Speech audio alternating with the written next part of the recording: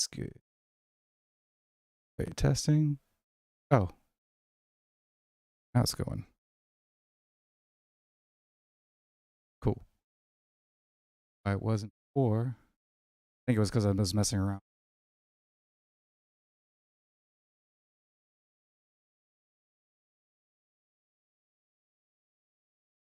Gotcha. Oh, now you're coming through too. Good. Hooray! Yeah, all right. I can hear both of us, which is important. Other janky ass podcast run by me who plans it all 5 minutes before it started. Today was, or this week was, I don't know. It was interesting, but also boring at the same time when you just follow like mainstream politics and you're like, all this would be solved if we all just dismantled this shit and got on with your lives and let us get on with our lives. To be just, I don't want to say that like being being right all the time is getting boring, but it's getting boring. Yeah. And the week personally was weird because they kept on fucking changing me around and things were always like just unexpectedly happening. What was it? Saturday, I would usually I'll be close. I do all closing shifts basically, as I get in like at 3 in the afternoon, and prepare for dinner, and then keep working until we close the restaurant and clean everything up and go home. Home maybe like Right. I'm home like around midnight or so, and they switched me up. They're like, all right, we're gonna do have you do a mid shift where you might be doing some cleaning in the morning, then maybe like a couple recipes for prep, and supporting the night crew, make sure they get their breaks, and you're out of there by 7 o'clock. You don't have to stay till closing. All that's cool, which is fine. I like those shifts. It sort of sucks in that like Yeah, you're that's not so bad. it sucks in that I prefer morning shifts in general, just because you get the whole thing over with by the afternoon. So you're out of there by like 3 4 in the afternoon. If you're doing like a early prep shift, which is at 6 a.m., then you're out of there by like 2 at the latest, which I always Right, like. exactly. You still got some of the Yeah, day left.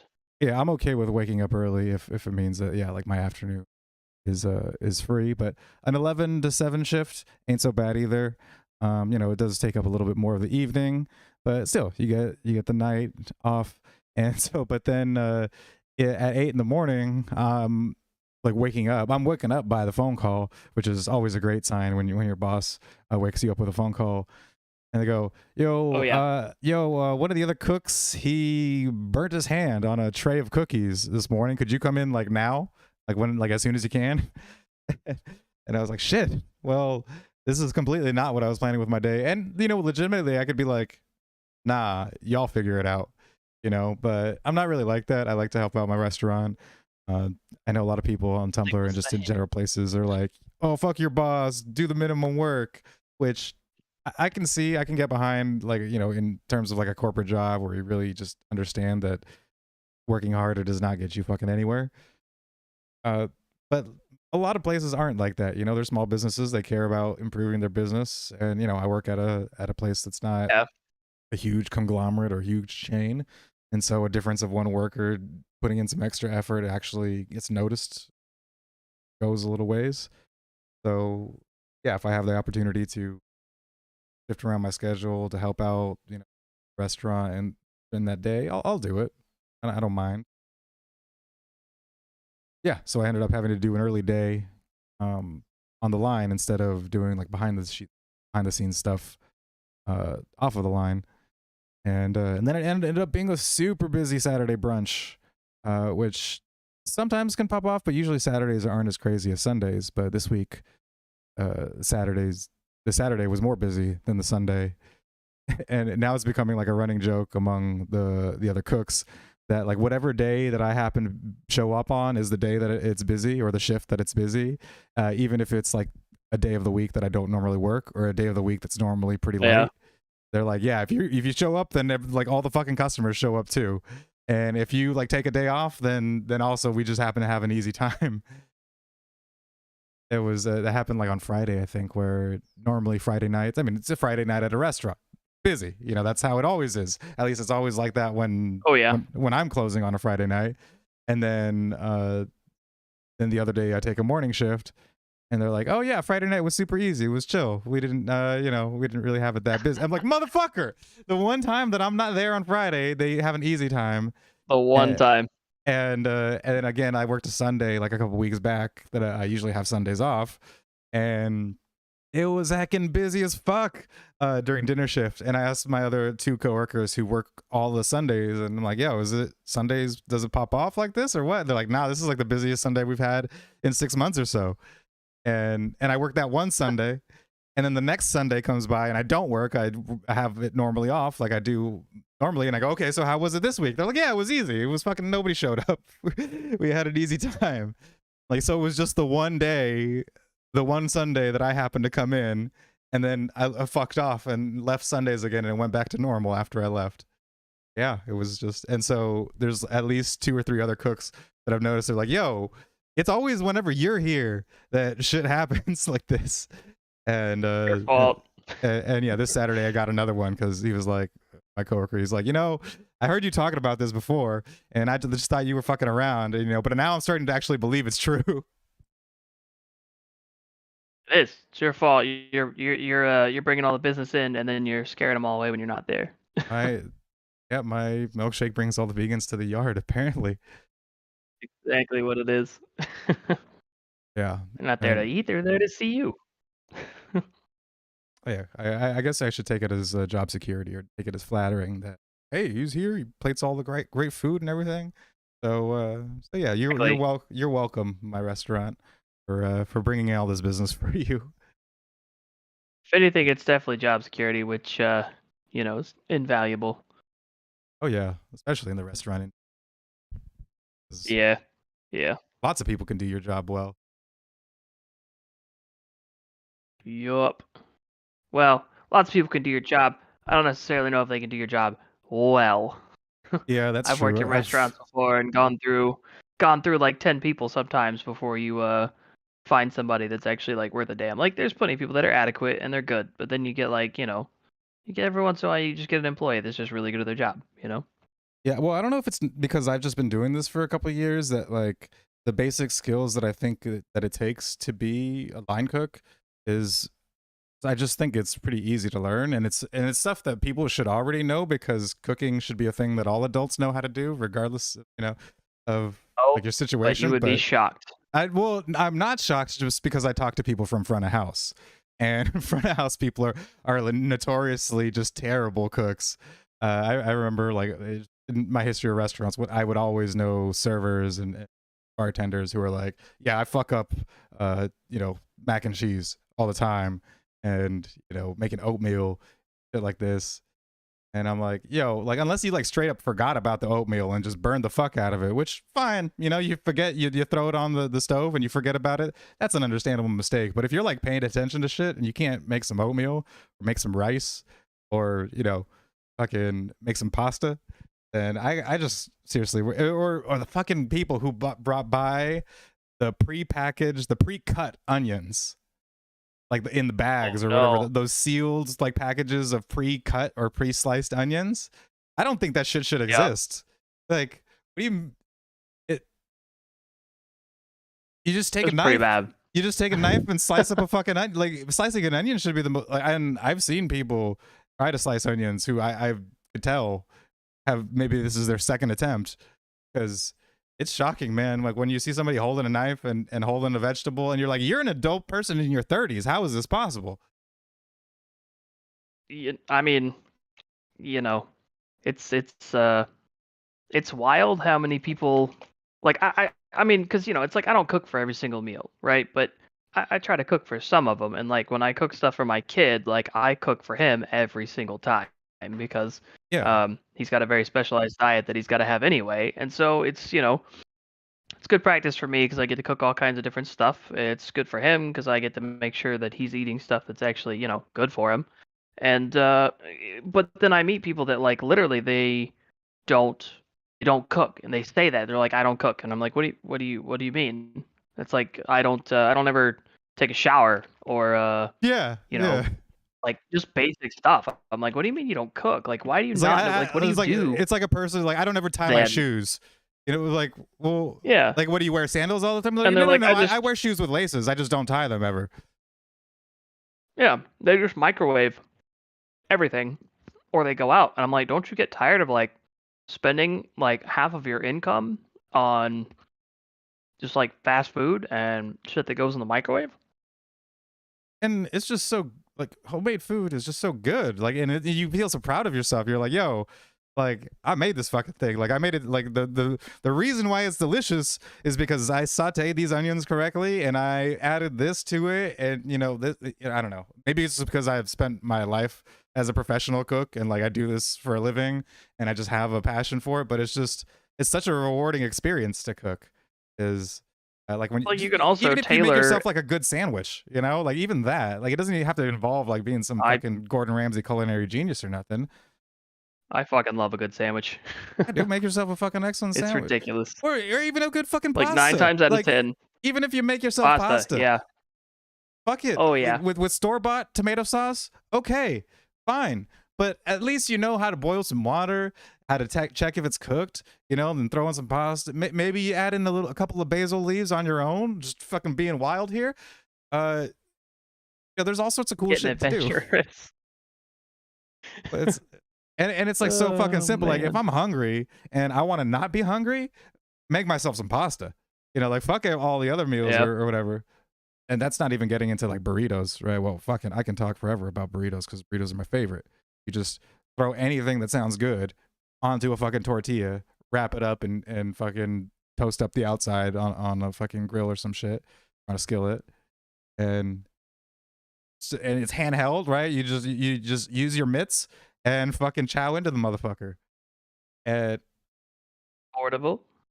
if you want to be white, Endlessly you could call it a wrap. customizable. I don't give a shit if you call it a wrap. It's a burrito. And it's delicious and it feels awesome when you make yourself one. You're like, this is burrito's awesome. I put in all my favorite shit. My restaurant wouldn't have done this. I did this myself. You know, it's I don't know. People who like straight up don't cook are like fucking aliens. It's extremely bizarre. And you know Yeah. what else is weird? I've noted, and this is just something that is nonplussed me a lot. I talk to people that say they don't cook and stuff like that.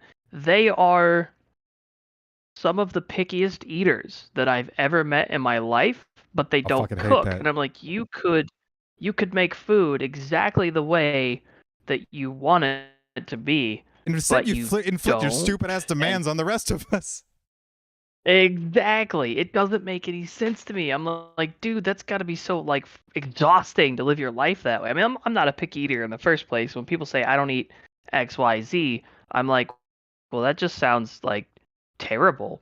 But on top of that, just like being the kind of person that doesn't even cook, and then you also, on top of all that, have boring shit taste in food. Uh, I mean, you're very brave for admitting that. It kind of beleaguers belief there.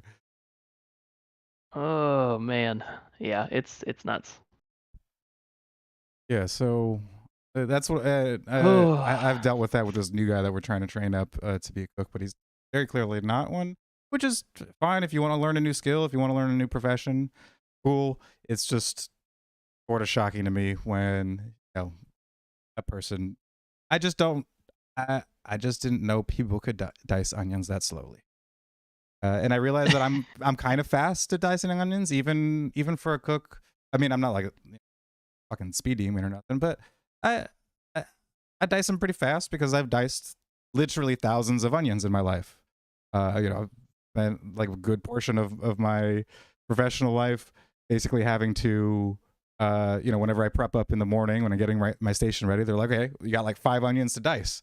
You know, you do that every fucking day for like 2 years, and it's a lot of fucking onions. You know, it gets kind of habitual and second nature, and so I don't really expect people to be good as me, even though again, I'm not trying to say the best onion dicer ever, but to a new person, it looks pretty good.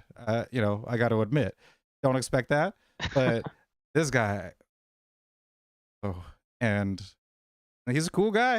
You know, he's a pretty chill dude. like his personality. Says funny shit all the time. Hella slow at dicing onions, and it's just shocking to me because, I mean, one, he's in the kitchen and he's working a kitchen job. Fine, it's one of his first kitchen jobs. Sure, not experienced, but just in general, like I feel like people should just have this skill. Onions go in unless you're like that one Buddhist Korean lady who doesn't use any garlic or onion, because it's like too like the tastes are too abrasive for like fucking soul or whatever. Like it's bad for the Buddhist soul, peace of the mind or whatever. Fine. Wait, Here, wait, this is new. Wait, this is new information for me. Are you telling me that like legit I guess would you call it orthodox or like they don't so eat onion or garlic? yeah, so I don't know what exact like sect of Buddhism it is, but I know that there's this Korean temple, where so the reason why I know about this is because it was on an episode of Chef Table, which is a great cooking show, by the way, because Okay. it features like a prominent chef, usually a Michelin star chef, has their own like crazy ass restaurant where they wild shit. And but she was one of the few feature that didn't have restaurant. She just worked at a Buddhist temple where she in charge of making food every day, and so she uh, got a lot of techniques that were very traditional, like kimchi, like techniques of fermentation, making soy sauce, Oh, I love fermented kimchi. fermented in like these big ass like clay pots that are buried in the ground and shit. And her Oh yeah. gardening is super like just unorganized in terms like she just allows things to grow where they want to, and happens to have like the best tasting produce that you can imagine. But yeah, one thing that was very curious about that was that she doesn't use any uh, uh, garlic or any onion, not even like green onions, spring onions, none of that in the cooking, because supposedly the taste profile is like, it has some sort of effect on piece of the soul. Again, I'm paraphrasing a lot, and I'm probably like paraphrasing it because it was from a Chef Table episode that I saw like 2 years ago. But she happened to not cook with any onion or garlic, and supposedly it was fucking delicious though. It was incredible, and people loved it. And teaches like a culinary course at some Korean university, Seoul. It was pretty interesting too because it was all she doesn't use any meat in her cooking either, or animal products from what I can tell, because she doesn't have any like cows or chickens or any of those animals. She just has a garden, and so it's all what they call plant based. So from my point of view, that was pretty interesting. But lots of fermented foods, which is super fucking good for you. I love fermented stuff. We have a good fermented cabbage called curtido that we use at my restaurant. Super fucking good. Like kimchi. That's probably one of my favorite things. Oh yeah, kimchi I soup. didn't like it when I was a kid. My uncle liked to make me eat weird stuff when I was younger. He's really big into just like different um foods and stuff like that. Like that was his whole thing is he would go to all the different like cultural grocery stores that we had back Right. when I lived in uh up closer to most of my family. And so I mean I would hang out with them all the time and they would take me all kinds of and honestly it was great cuz like I love Indian food and that never would have been a thing that I got to experience with my family, like my actual home family. Um Sure. and they would take me to all kinds of different places. I mean, I went there's a really good Vietnamese place that we went to a lot. So a lot of pho, and Oh yeah, I we remember having also went to pho. a. It's like one of my favorite things. I love that stuff. There's a good place around here that I like to go when I have time off. But yeah, Indian food stuff like that, and kimchi was one of the things that he thought it would be really funny to get me to try because obviously there's like mild kimchi and then there's like really kick your ass spicy kimchi. Sure. And the stuff that I tried was from this little old Korean lady that went to I think one of the churches that he was part of at some point. They may moved around a little bit. Um, and I mean, she made it herself, like traditionally. Like she Yeah. dug a jar up out of her backyard and put it in a container and brought it to my uncle for him, and he made me try some of it. And man, that was some of the hottest stuff I've ever had in my life. Like Oh it, yeah, it, it it could was. be. It It was could definitely be I'm gonna strong be as honest. fuck. I was like 9. It was bad. I did not like it when I was 9 years old, and then I grew up and Of it was course really good. not. Yeah. Yeah. Yeah. Of course, I also didn't know what to expect. He was just like, "Here, kid," and I was like, "All right," and I ate it, and then I was like, "Oh, oh my god, it hurts. Yeah, Tastes without like any pain. warning. What Yeah, do I without any do?" warning, that could be freaking intense as hell. Uh, yeah. Good. He liked to do stuff like that, and he always thought it was funny. "Eat this, kid. What is it?" I'll tell you after you eat it." "Oh, okay." So, but, it wasn't exact I wouldn't it's not like emotional abuse or anything. I wouldn't have tried a lot of things, otherwise that I did Yeah, fuck because, it. he was my uncle. He was a cool guy. He was a nice guy, and, like, besides that, I knew he wasn't gonna give me anything that was actually gonna hurt me. So, it Yeah, was it's good. it's I it's didn't have good a to lot of have those trust. uncles that kind of use, their sibling's kid as like a means of just having fun. A bit where you're just like, Oh, yeah. I'm gonna fuck with this kid just in a kind of a offhand way, just because he's a kid that I'm close enough that this is kind of allowable. Like I couldn't Yeah, do this with a stranger, but he's my sister's kid or my brother's kid or whatever. So yeah, I'm gonna mess with him a little bit. Yeah. absolutely. Well, his kids were terrible, and my parents were terrible, so, we just kind of we just kinda ended up being a stand-in for each other, you know? Oh, So, that's good. no, he's a cool guy. He's a cool guy. Yeah, my general manager is But, pregnant right now, and she's like a little sister to me because even though she's running the place and she's above me, something. So we've just always since I got hired, we mess around with each other like siblings and stuff. And so yeah, I was like, when you have this kid and you're gonna bring him around the restaurant, and I'm gonna corrupt him, and I'm gonna turn him against you and all this other shit. And yeah, I'm looking forward to that. It'll be great to have a kid to use as a route to annoy their parent.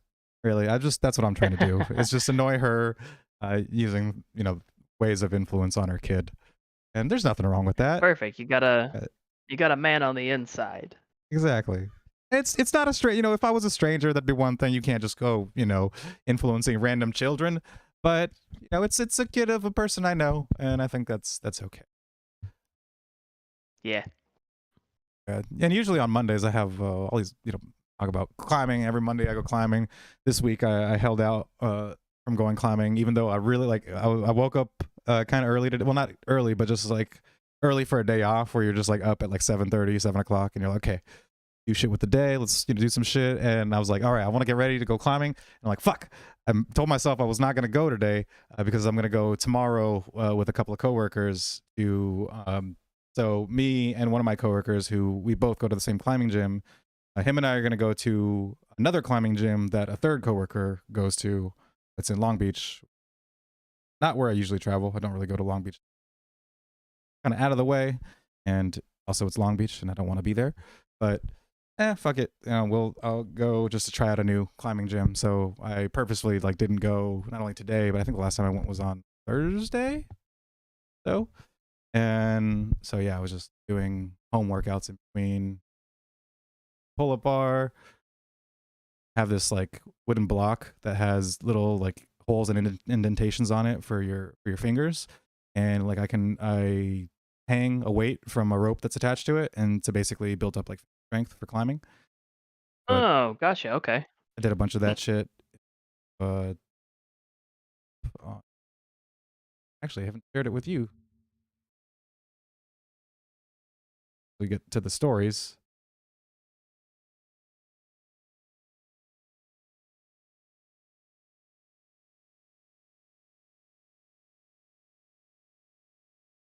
Ooh,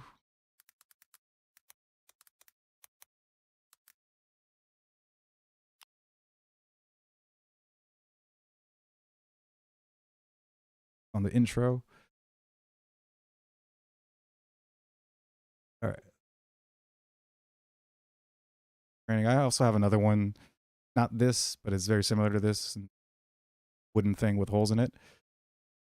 And so yeah, it's got little holes that are different sizes for different numbers of fingers, and also just different depths, like how far you can get your fingers in and positioning and all that. Okay. Yeah, yeah, yeah. I see. And then yeah, Nice. you hang a rope from, or you hang a weight from it. I just have dumbbells. I don't circle weight, but yeah, I got some dumbbells that you just hang from the rope, And yeah, you hang on to it and build up your finger strength so that when you're on a climbing wall, you can adjust the fingertips in order to keep yourself up, basically. Yeah, you would not believe how strong like just the fingertips and like the first couple flanges of a climber's hand are, how much like weight they can hold on those fingers. Oh, yeah, I've seen people hold like their whole weight on like one finger, you know? So Yeah, it's pretty wild. But yeah, so I just use like this kind of like training techniques. I can't go to the gym, pull ups, core workout, all that kind of shit. Recently, been doing more pistol squats because up until maybe like 3 weeks ago or so, I did like my first pistol squat 3 or 4 weeks ago. Haven't seen pistol squat is one-footed squat. oh, yeah, yeah, okay. Yeah, Yeah, I didn't know what it's called, but I've definitely seen those. They look like a bear. yeah, Oof. and yeah, so I did like the first pistol squat weeks ago, and so yeah, now I'm like doing reps at like 3 to 5, uh, keep up my leg strength.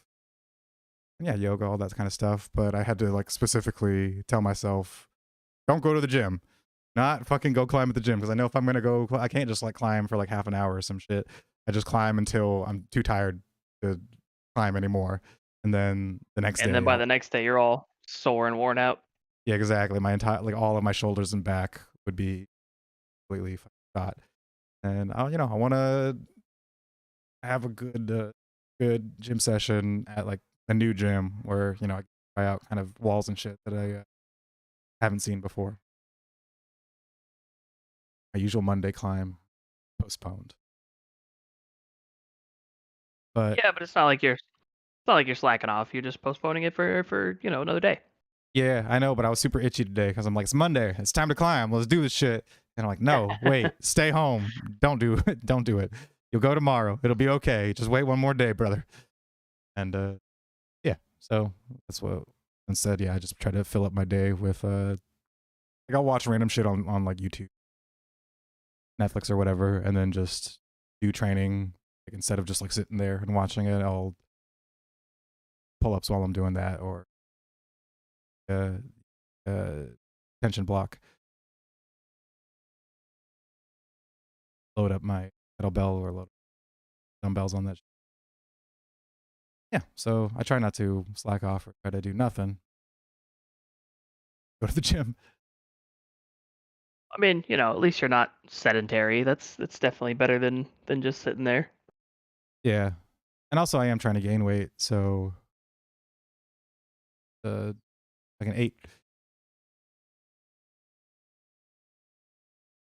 But yeah, let's go on to going on today. The one article that you had sent me, I thought was pretty interesting about how Kiev and the Ukrainian state is basically wasting all the aid that we gave and not actually helping out the civilians that are in harm's way, Who which could have called that?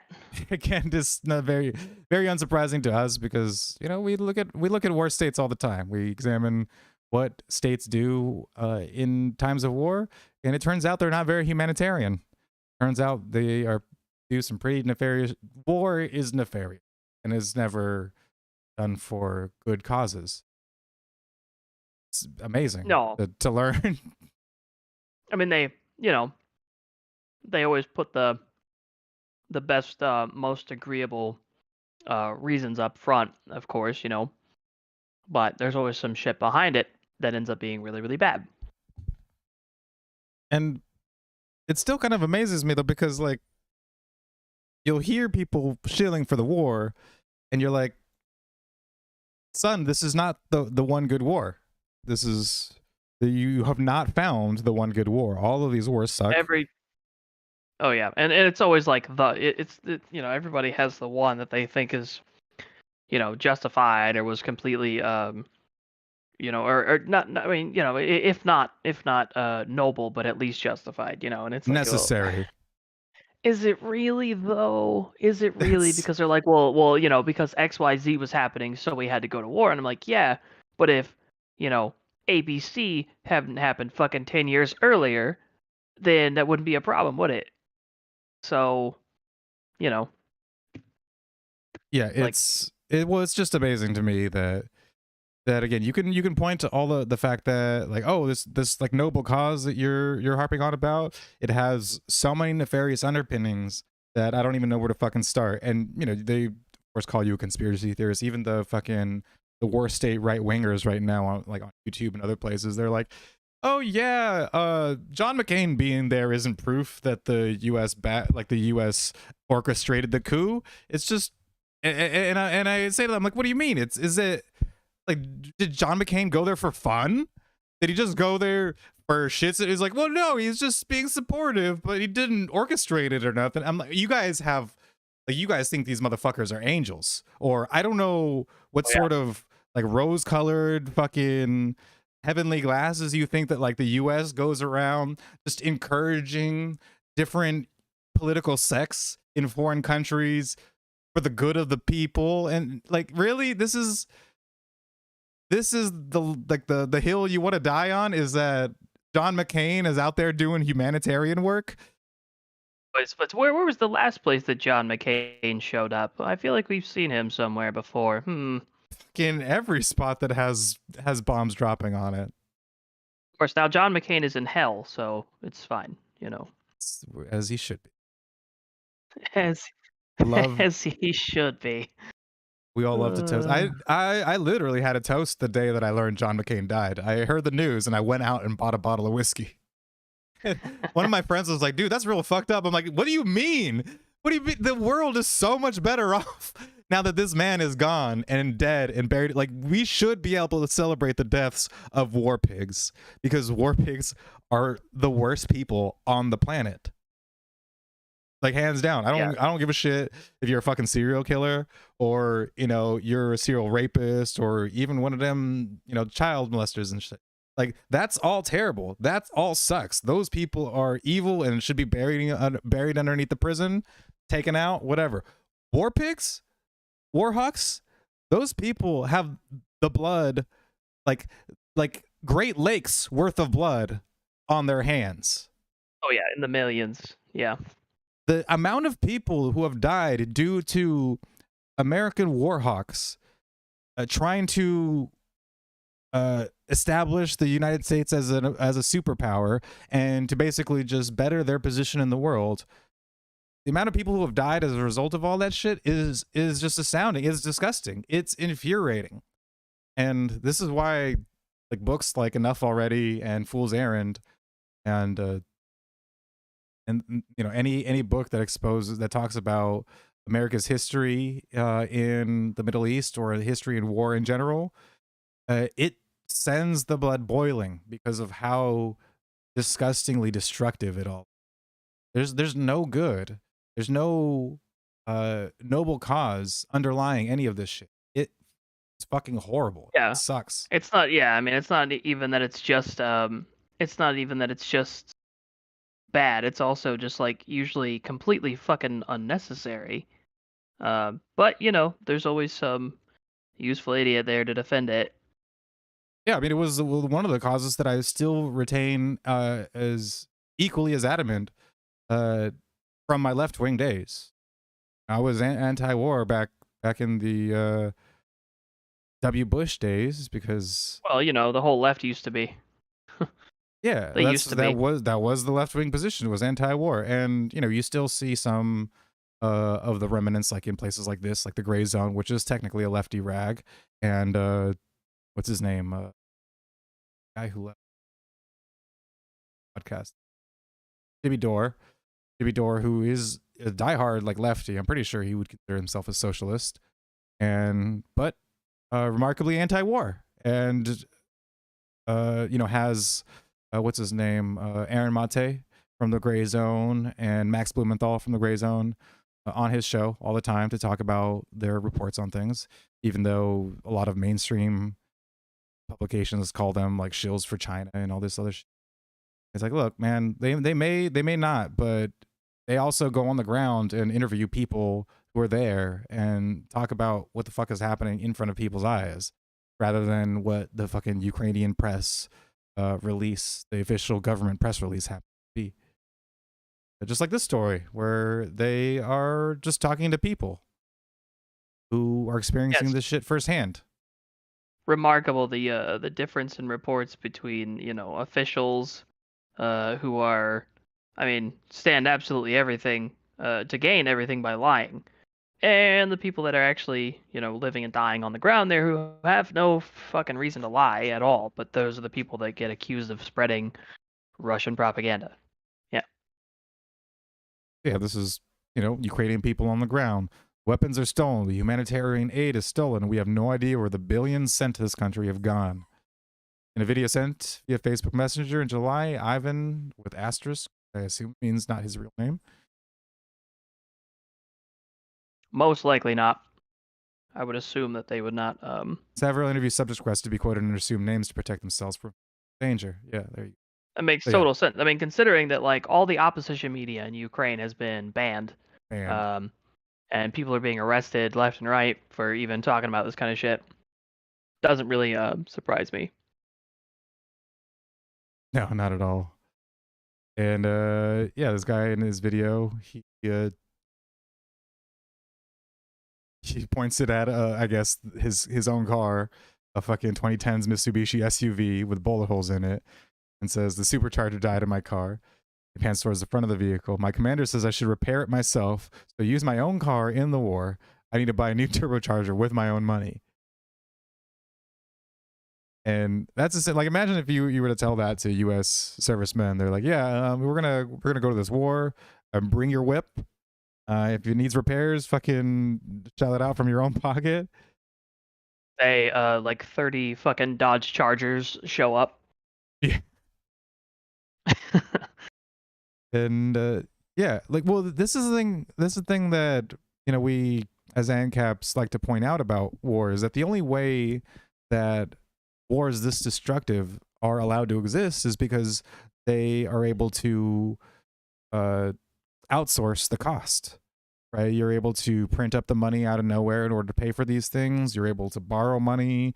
You're able to siphon it away from the American public without them noticing, because they don't know how money works and they don't know how inflation works. They don't know how government spending works in general, and so Apparently not. they're able to pay for this through a giant fucking scam that the American people don't notice is happening. And if we were to actually have to pay for wars through our own funds, right, and only fight the wars that would be beneficial to us, like financially, in terms of not wasting resources, then suddenly there's going to be a lot less wars being fought, because turns out wars are generally destructive. I mean, shocking, I know, but wars don't create things. They don't create prosperity or success. They just destroy resources that could have been used in other places, that could have been used for better things. And and this is why I think it's wild that people automatically jump to these like warfare scenarios in Afghanistan, because they don't stop and think about how much war costs versus peace, and how much more like an individualized society would make it cost for somebody, right? Like you think, oh, taking over some bumfuck little town with no defenses, sure, that's not going to cost me very much. I might as well use my weapons and do that. Okay, take over this town that legalized all manner of weapons for itself. You don't know if they have explosives, if they decide to have a dead man's nuke. You don't know anything about their defenses. How costly is that to you as a warmonger, and how worth it is that effort to you uh, when the only benefit is like a small town's worth of resources? This sort of thing suddenly Yeah. becomes much more costly, and it becomes much less palatable to do than just fairly trading resources with people, because Yeah, because I that's mean, it's not profitable for a person usually to do this kind of shit. It's like, yeah, short term, maybe, but also the you have to also think about like effect that something like that has on the communities around the place that you take over. Yeah, you might get through the first one, you might even get through the second one, but I guarantee you that by the third or fourth one, somebody is going to go, okay, so this is happening. We have to respond to this threat. There are towns around us being taken over. Now we're incentivized to increase um, our response to it. So, eventually, you don't exist in a vacuum, basically. So it doesn't matter how much power you have. Eventually, you're going to butt up against a bigger one. You are incentivizing a bigger power to exist in the first place. So it's like it's not gonna last. Like Yeah, and the you I'm think gonna be and go ahead. a warmonger and take over these neighborhoods. It's like no, eventually you're gonna get taken out by somebody's dad and the HOA.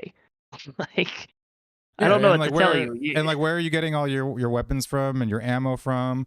Like if you're voluntary trading for all that stuff, then I can see how you could acquire that. But once you start, going off the rails and trying to take over, the next town over or whatever, well, what happens to your supply of ammo and weapons after that? Does that person, does that supplier continue to trade with you, or maybe the other people that he does business with, who are also like the people who you're taking over, who might also be his customers, uh, will have something to say about that. They're like, yo, why are you selling to this guy who's, trying to uh, fuck over half of your customer base?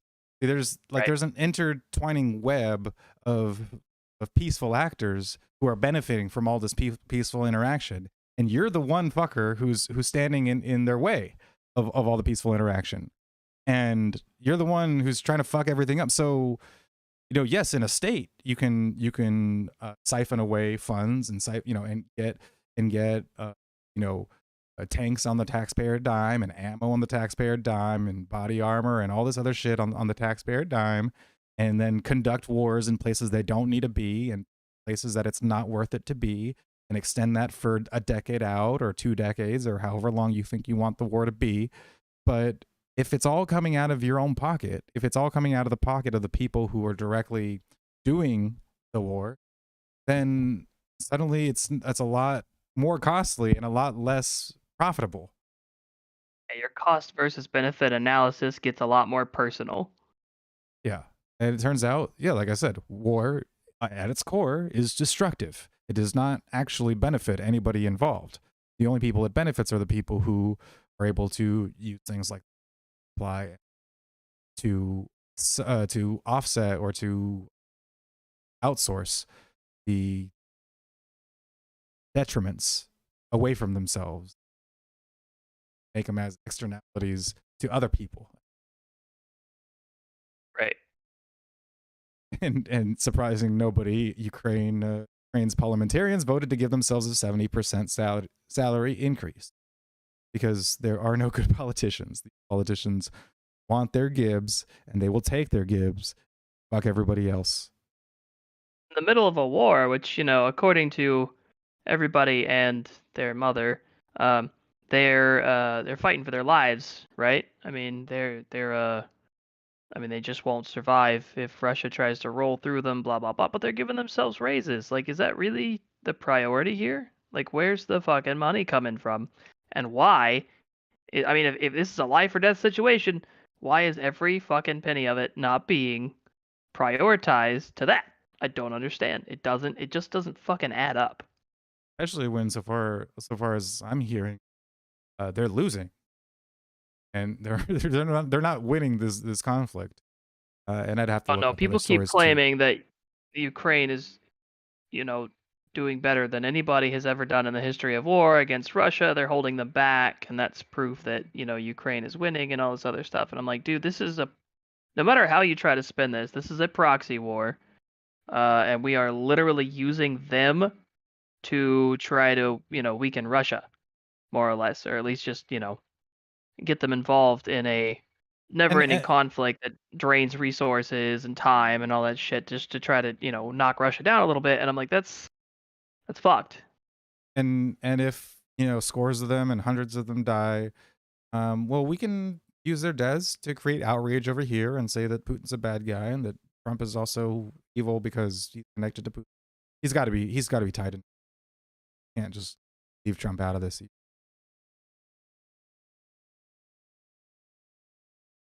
got to be. Uh, He's been any, there somewhere. He's just that kind of guy. Mhm. This is according to the documents. The government has built us a bunker here, but as you see, there are only a few centimeters of a wood covering over our heads, and this is supposed to protect us from tank and artillery shelling. The Russians shell us for hours at a time. We dug these trenches ourselves. We have 2 AK-47s between 5 soldiers here. Jam constantly. Dust.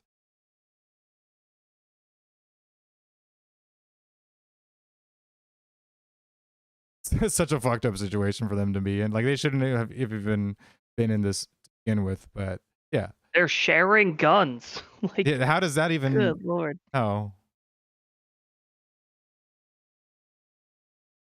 My God. Mom said it's my turn to use the AK. In 10 days, 15 soldiers died here, all from shelling and shrapnel. I asked the commander if we could bring some heavy equipment to build a better bunker, and he refused because he said the Russian shelling could damage the equipment. He does not care that that 15 of our soldiers, or does he not care of our soldiers? No. And if you No, he try to does explain not. the situation Ukrainian soldiers are facing to an American soldier, they would think you were insane. Imagine telling an American soldier that we were using our personal cars in the war, and we're also responsible for paying for repairs and fuel. We're buying our own body armor and helmets. We don't have any observation tools or cameras, so soldiers pop their heads out to see what's coming, which means at any moment a rocket or tear their heads off.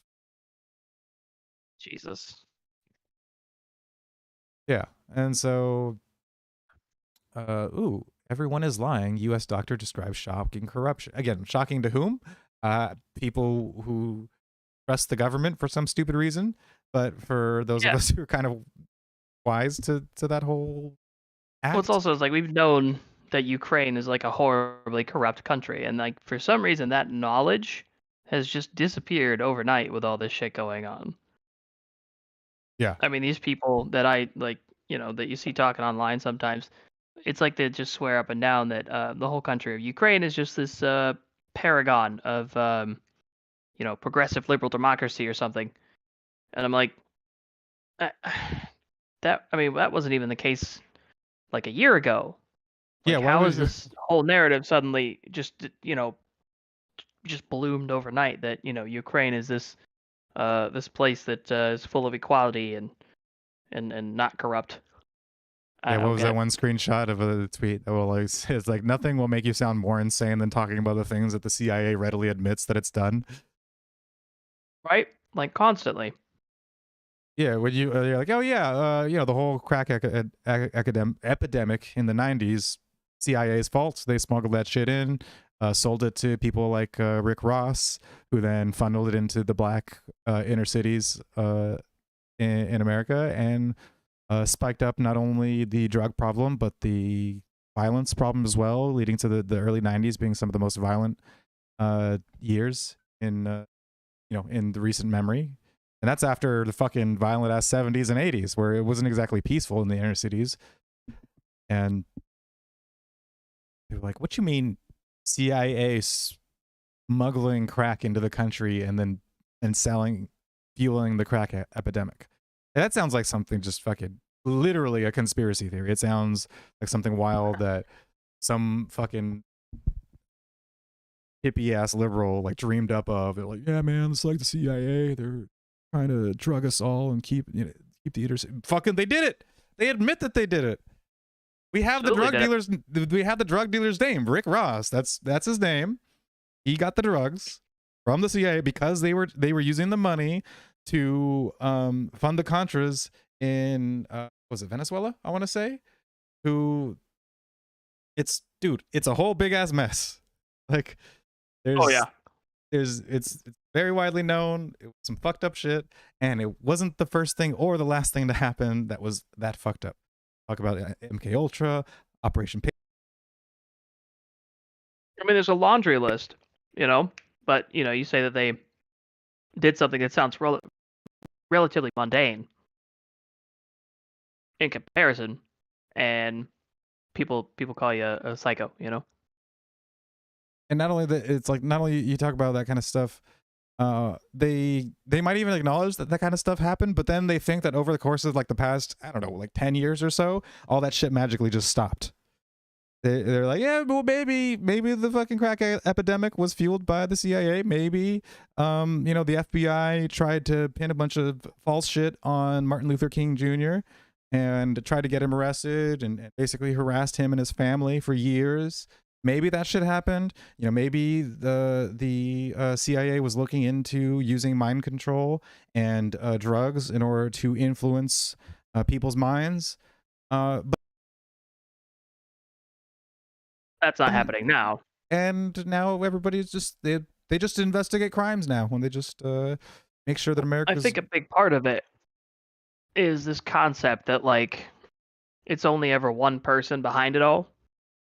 It's just this one guy who was in the CIA and he did all this stuff, but now he's gone, so everything's fine again. And I'm like, that's not how fucking organizations like this work. Like, sure, it might have been one guy that they pinned it all on, but he answered to somebody and they answered to somebody, and there's probably a whole bunch of people, you know, below him that were answering to him. So it's like it's never just one person doing this shit. So it's like, yeah, you might get this one guy out 10 years ago, he doesn't work there anymore, but the whole fucking system participated.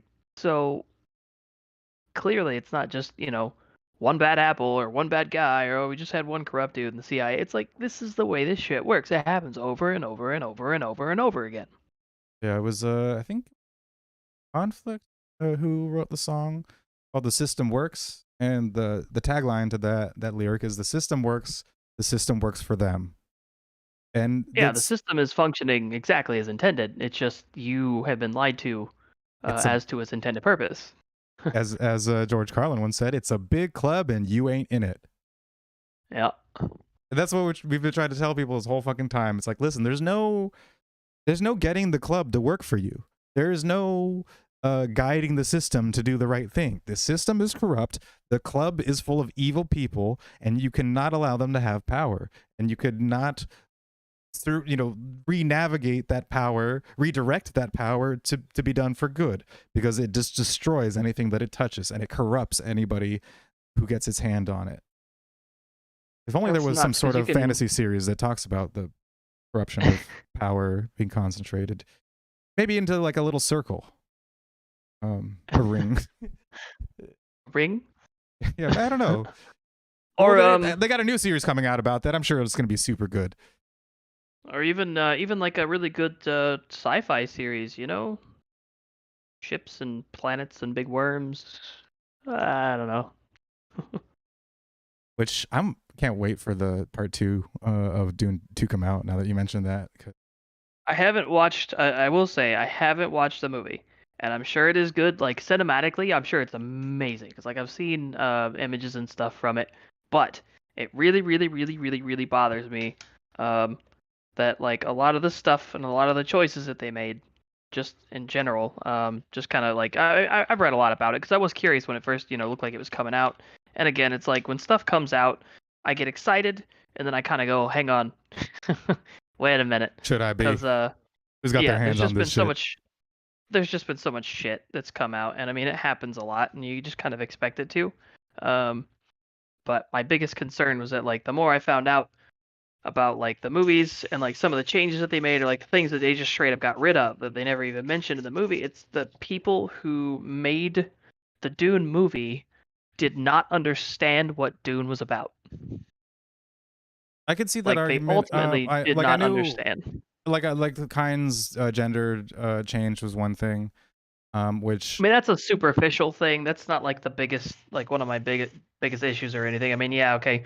Um, I get annoyed about stuff like that anyway, just because it's like it just seems unnecessary to me.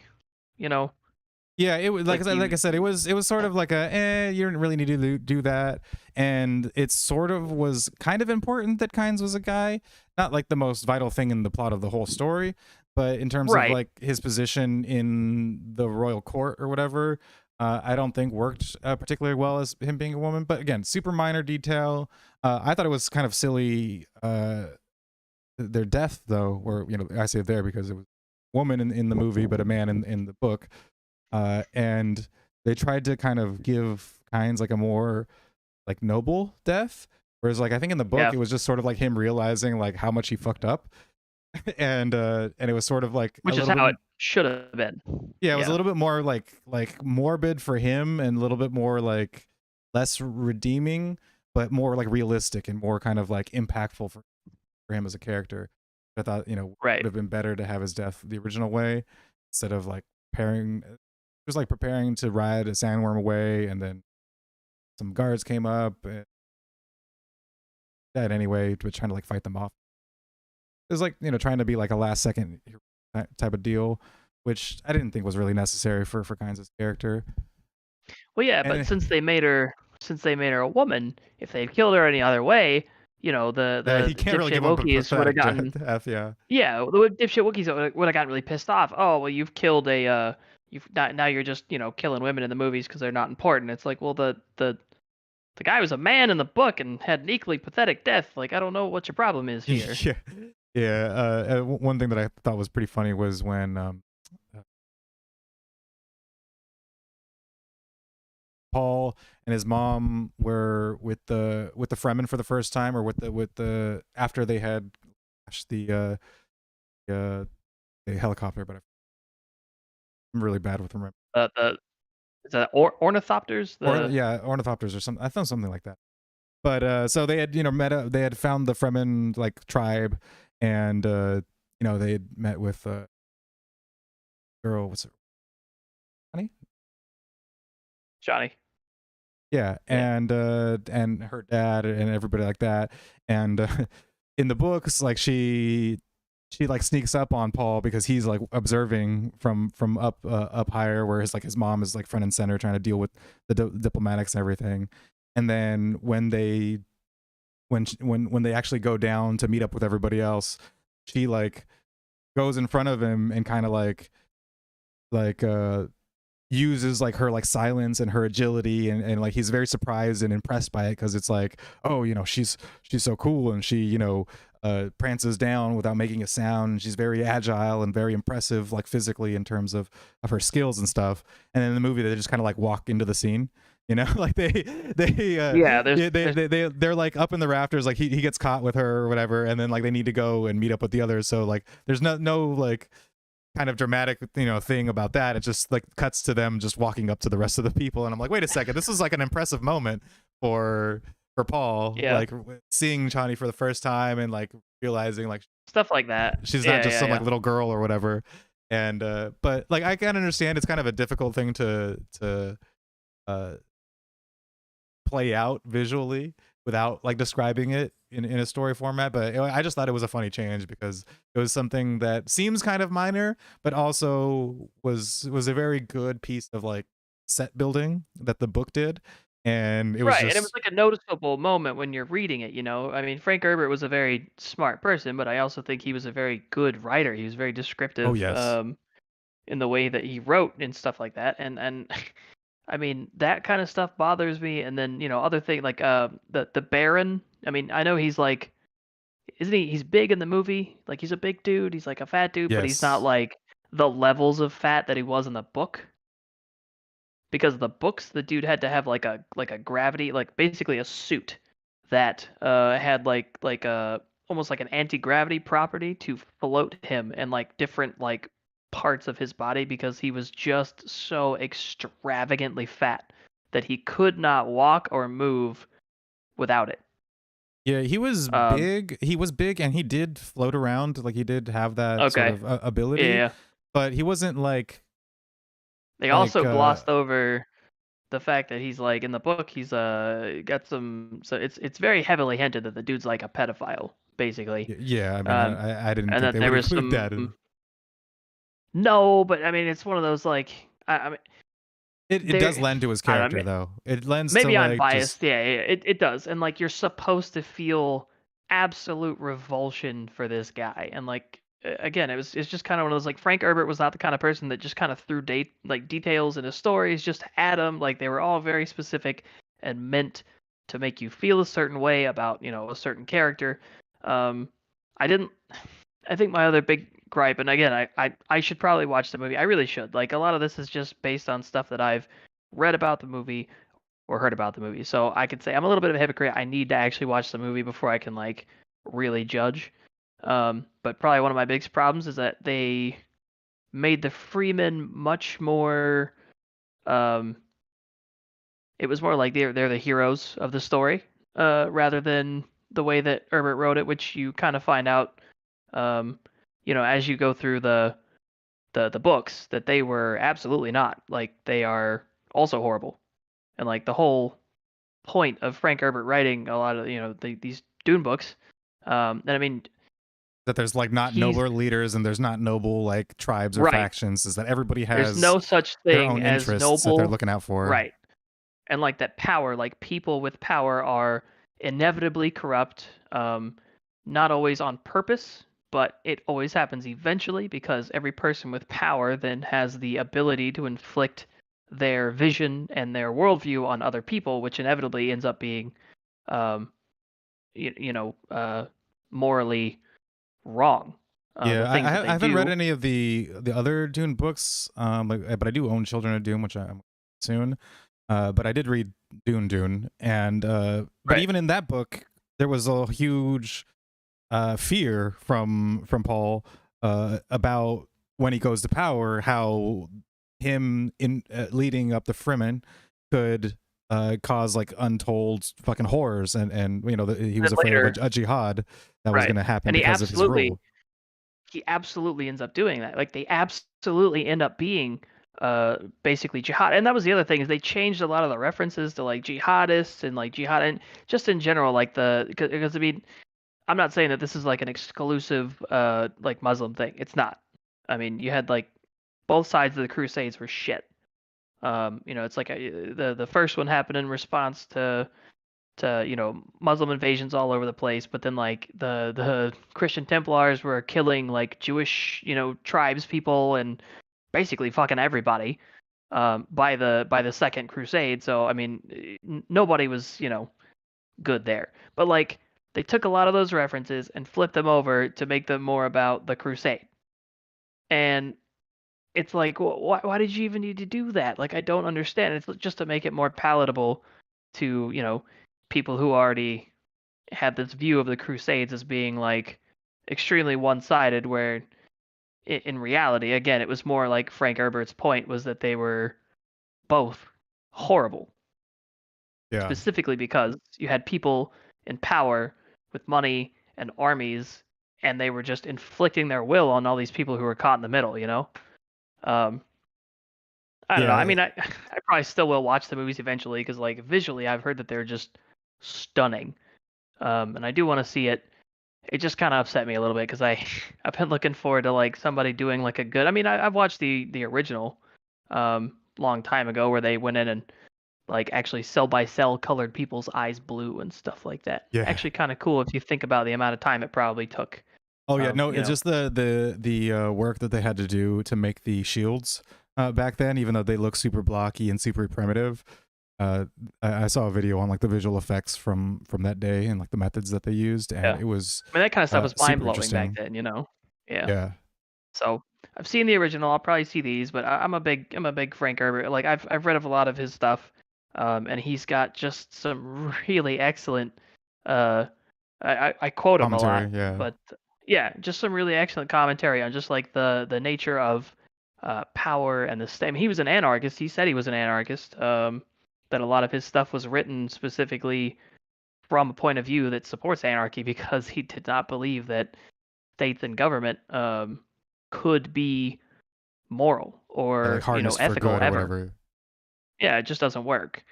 That inevitably even the most well-meaning leader ends up being either corrupted or doing terrible things uh, by justifying it. It's like I'm trying to save my country, blah blah blah, and they think they're actually. I mean, so was Hitler. Hitler's trying to save his fucking country, and look what he did. I'm not Yeah, saying he was a good guy, but like what he was doing, I mean, nobody does these things because they legitimately think um, that they're evil. Nobody thinks that they're evil when they're doing this stuff. He thought that he was doing a necessary evil in order to save his country. But look what he did.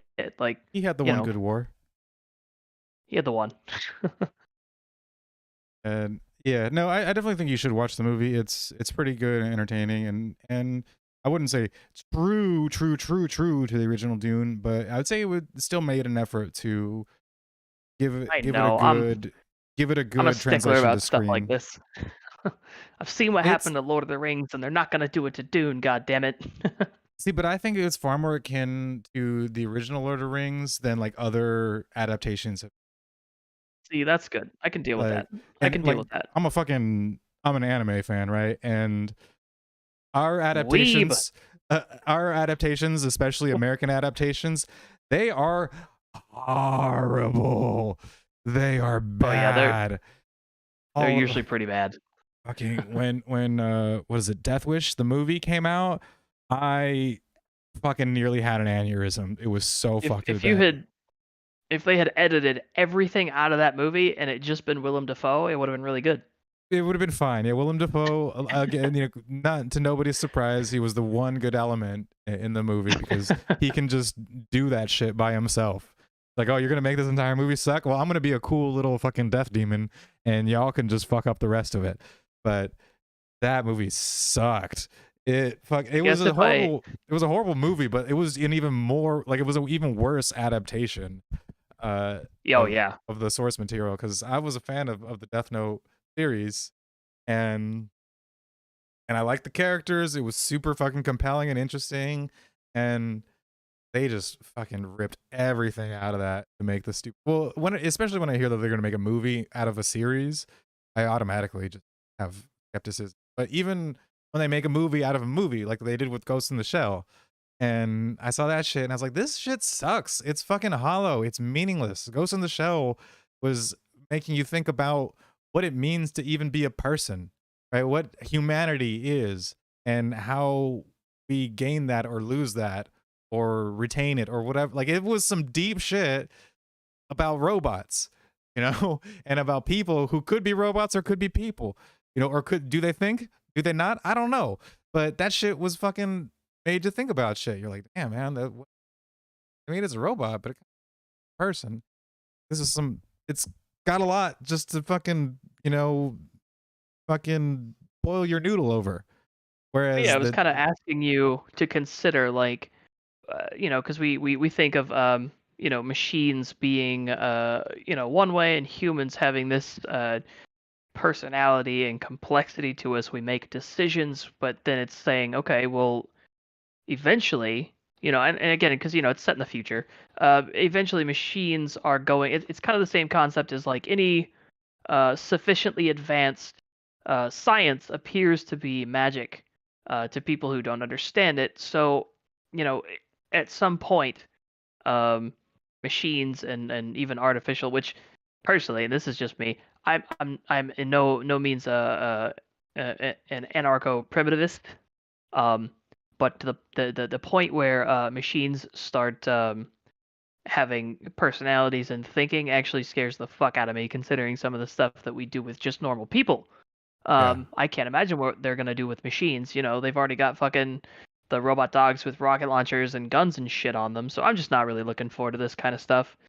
This is the yeah, worst bullshit cyberpunk timeline we could have possibly gotten.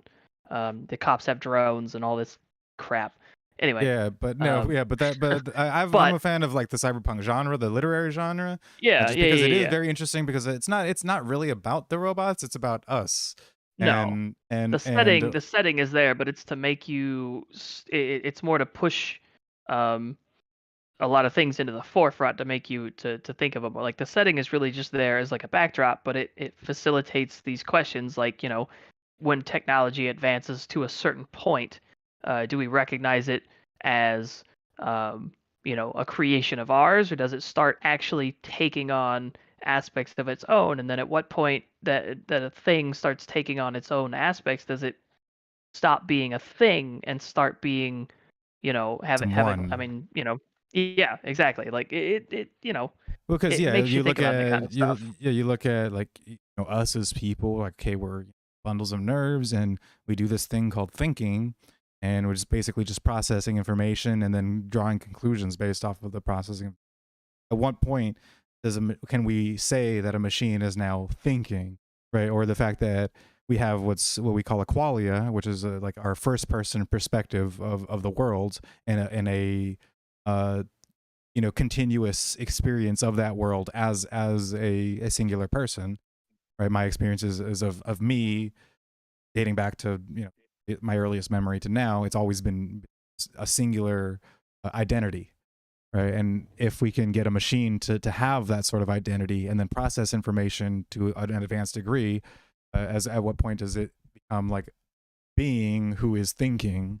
What does that even mean? Like, what does it mean for us to be equal to this machine thinks and is it, its own, quote unquote person in any way that we can slice it in terms of how humans are, singular individuals as people. And what does it mean to even possess these faculties? This is something that actually I've seen also influenced in media throughout the years, because Ghost in the Shell was a huge influence on The Matrix. And The Matrix, the movies Yeah, themselves, well, the first movie was really, really good. Sequels were all right. But one thing that I was a huge fan of was the Animatrix series Matrix was that incredible. that came out in Yeah. between. I think it was in between the first movie and the sequels. And yeah, like you said, they're fucking incredible. The two-part like history of like the robots and the robot uprising and shit. That shit was Kinda how you super find fucking out, good. like, why the war started and the stuff that led up to it, yeah. Exactly. And Well, yeah, that because I shit, mean, it's a good I mean, it's basically a good allegory for where we're heading now. I mean, in terms of technological advancement, you have these things that and I mean, it's something that I've seen explored in a lot of shows. Shockingly enough, um, I recently watched all 3 seasons of The Orville, and it's like a really big running theme, I think, throughout all 3 seasons. There's a couple episodes that are like real heavy on it, and there's a couple that focus like entirely on it. But it's kind of one of those we're creating um, these machines to accommodate our needs. So they're still objects, right? They're still we see them as um, our property, tools, yeah. things that yeah, tools that we can do whatever we want with. But we're now making these huge leaps and jumps past a wrench to a machine that actually builds other machines and makes decisions. um, and at some point, you know it kind of jumps even further, and it's kind of, well, what happens when it's no longer just an object? It's something you've always seen as an object, but now it's developed its own personality, its own wants, and and you keep treating it like an object, and then eventually, it's going to do what anything that can think for itself is going to do, and it's going to resent Yeah. being constantly treated as a tool. And I mean, it's an interesting, I guess it's all a big, thought experiment, more or less. Just kind I mean, that's what a lot of these things are. It's a thought experiment. What if? And they're definitely really really interesting. I like movies like this. Blade Runner, uh, and the Blade Runner 2049 are some of my favorite Yeah. science fiction movies ever. Have you ever read Neuromancer? I have not. That was one of the first like recognized as cyberpunk books, which I think came out in the 80s, I want to say, if I remember correctly. But it is super good. It's also really just interesting to see like a sci-fi, like futuristic setting that was done before the internet was ever popularized. Because they do have like this thing that he calls the web and the net or whatever the fuck it is. And they do connect this thing they call the Matrix, but it's not like the Matrix from the Matrix, and it's more of like it's like virtual reality kind of cyberspace type of deal. And it's just a very fascinating book, because you basically just jump into like the middle of the setting with like no explanation or introduction, and there's not a lot of like easing you into the mechanics of the world or anything like that. They just sort of just describe, just go with it and I describe it. And talked you in. it can be very confusing at times, because you're like, wait, the fuck is even happening in this scene? Like I'm not even sure what the plot is, like what plot is being like furthered in this portion. But it starts to come together like more so when you read more and more of it. And Yeah, it's about AIs too, about like these AIs that are trying to and contract out these dudes to goals for them. I don't want to spoil too much about it, but it's yeah, it's interesting to see like because it not only has like the classic cyberpunk stuff of like people who have fake limbs or cybernetic parts and things, but also um like the corrupting powers of corporations and what they'll do for technology and to use it for their side, and also just people in themselves and how they can get into addictions and all sorts of different bits and examinations in that book. And cyberpunk like, staple, cyberpunk like classic. It was probably the first book that was described as cyberpunk, or one of the first books that was called cyberpunk. Even though I think it does it's after Philip K. Dick's stuff, which I think do electric sheep. Wait, what was the story? Do electric sheep dream?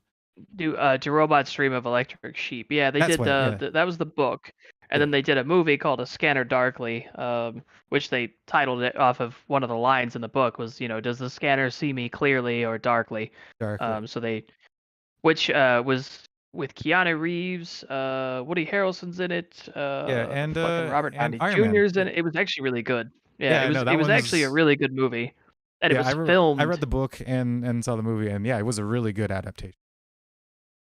It was filmed in a wild way, which I thought was really cool. I liked seeing the suits because the way he described them in the books were really interesting, and then Yeah, and it was actually a seeing super cool somebody way to actually attempt, do it. Yeah, yes, seeing somebody actually attempt a visualization of that was really cool. And it's one of those movies that like the first time I watched it, I actually hadn't read the books yet. Um, yeah. I don't think I I had I read the book watched. when I saw it for the first time. I don't think a lot of people knew. Like, I mean, I'm sure some people who were familiar with it did, but like a lot of people didn't know that it was based on a book just because it wasn't called, the Do Robots Dream of Electric Sheep. It was called A Scanner Darkly. And that was a really, I mean, I No, watched the no, movie, read the book. those are two different ones though. A Scanner Darkly was a book by Philip, like a full book by Philip K. Dick. But the Okay. Do Robots Dream of Electric Sheep was the short story that was made into um fucking the one that you just talked about, the Harrison Ford one, um, Blade Runner. Oh, I'm thinking of two different things. Oh my God. Yes. Yeah. You're Yeah. right. Yeah. Yeah. But there was it does that phrase that did come up in the book, and I don't remember if it originated in that or if it originated in earlier work. Um, but yeah, does he see clearly or scan darkly? Yeah, that line. You were right about that line, but I forget if it originates from a Scanner Darkly or if it was used um like from the earlier story, or what the influence there was. But yeah, I do remember that Do Robots Dream of Electric story that then influenced Blade Runner. And it was also adapted into something else that wasn't called Blade Runner. And I forget what it was though. It's something that we would recognize, I think, but I don't remember what it was. But yeah, that's and so yeah, that Drew Okay. Robots Dream of Electric Sheep, that story had already come out, and so there was sort of the base building blocks for the cyberpunk genre. But then Neuromancer by William Gibson came along, and people were like, Like the "This first is official one. yeah, this is its own fucking thing. This is a new. This is not just sci-fi. This is cyberpunk." And it's great. It's one of my top 10 genres that I love reading stuff about or playing games or watching movies or any of that shit. Yeah, I'd highly recommend. It's kind of like a difficult read in a sense of because it's sort of very dreamlike and very like psychedelic and descriptions and stuff. And so sometimes you can kind of get lost and be like, "Man," or like, "Are we something happening?" Or it can be kind of like confusing in that regard. But if you kind of stick with it and just like ride it out, then get the gist of the whole plot, and it's pretty good. Neuromancer. I'm gonna write that down. And for some reason, we were on that after talking about how everyone is lying, uh, at least according to a doctor from Maine, when they Just went to wandering around. Ukraine. We're just we're just spitballing today. Yeah, we didn't really have a set game plan for all this. We had mentioned Dune, and I think we just got sidetracked into our movie and book references and stuff. That was it. Yeah. but but yeah, so this doctor, right, Samantha Morris, again, not her real name, a doctor from Ukraine went to Ukraine in May, or a doctor from Maine went to Ukraine in May. Is that a new tongue twister? To try to provide medical training for soldiers. The first time I crossed the border from Poland, I had to hide my medical supplies under mattresses and diapers to prevent them from being stolen. The border guards on the Ukrainian side will just take things and tell you, we need this for our war. But then they just steal the items and resell them. Honestly, if you don't hand deliver donations to the intended recipients, the item will never reach them. And this is kind of the same thing that was happening Huh. like with like African aid, where we were telling people, listen, Africa does not need you to send them food and supplies. They need to have infrastructure to build up their own food and supplies and to live on their own. The whole teach a man to fish sort of deal. Except for it's just like teach them to farm and to save for the future and all that shit. And when you give aid in the form of like supplies like this, what happens is that the warlords then flock to the humanitarian workers and fucking hold them up at gunpoint and say, give us all the food and all the medicine and all that shit. And then the warlord then goes around to the villagers and goes, fucking be our slaves because we have all the food and medicine. And it ends up being super bad for most of the people of Africa that it was intended to help out in the first place. Yeah, it ends up exacerbating the problem um, massively. It usually doesn't actually solve anything. It just Yeah. gives them more uh, leverage. Yeah, it entrenches the existing power structure, the corrupt power structure, and Well, yeah, because you're just fucks over dumping locals. money and supplies into the situation. You're not actually changing anything. You're just throwing more stuff in there for them to, fight over. It Well, doesn't throwing it's throwing money and supplies at a problem always dismantles corruption. yeah, that's how I put fires out, is I throw gas at it until the fire Yeah. burns itself out. That makes sense. She goes on to say, the Sumi governor had a friend, a local businessman, and he demanded that this businessman be added to the contract as a liaison between us and the city of Sumi. As a liaison, he would get a percentage fee of the contract. Our lawyers tried to negotiate the businessman out of the contract, but the governor of Sumi wouldn't budge. We ultimately just signed the contract so we could hold our trainings. It sounds exactly like the U.S. and the fucking uh, aid packages or the social programs or whatever that we come up with in the US, where they're like, okay, but it has to be this one particular business who supplies the medical contracts, or this one particular construction company that builds the bridges, or it's always about kickbacks. Yeah, funny how that works. And it would be amazing to me that it is amazing to me that anybody thinks this would, like, a war zone would be the exception to this fucking rule. Yeah, like you I mean, yeah. I don't get it. Let's see here. She says, I got a call from a nurse at a military hospital in the Ukrainian city of Dnipro. And she said that the president of the hospital had stolen all the pain medications to resell them, and that the wounded soldiers being treated there had no pain relief. She begged us to hand deliver pain medications to her, is that she would hide them from the hospital president so that they'd reach the soldiers. But who can you trust? Was the hospital president really stealing the medications, or was she trying to con us into giving her pain medications for her to sell or use? Who knows? Everyone is lying. Jesus. And yeah, this is the kind of stuff that can only be reported on places like the Gray Zone. This stuff is talked about on CNN and then down within 30 seconds coming up. They ever allow it to go on at all.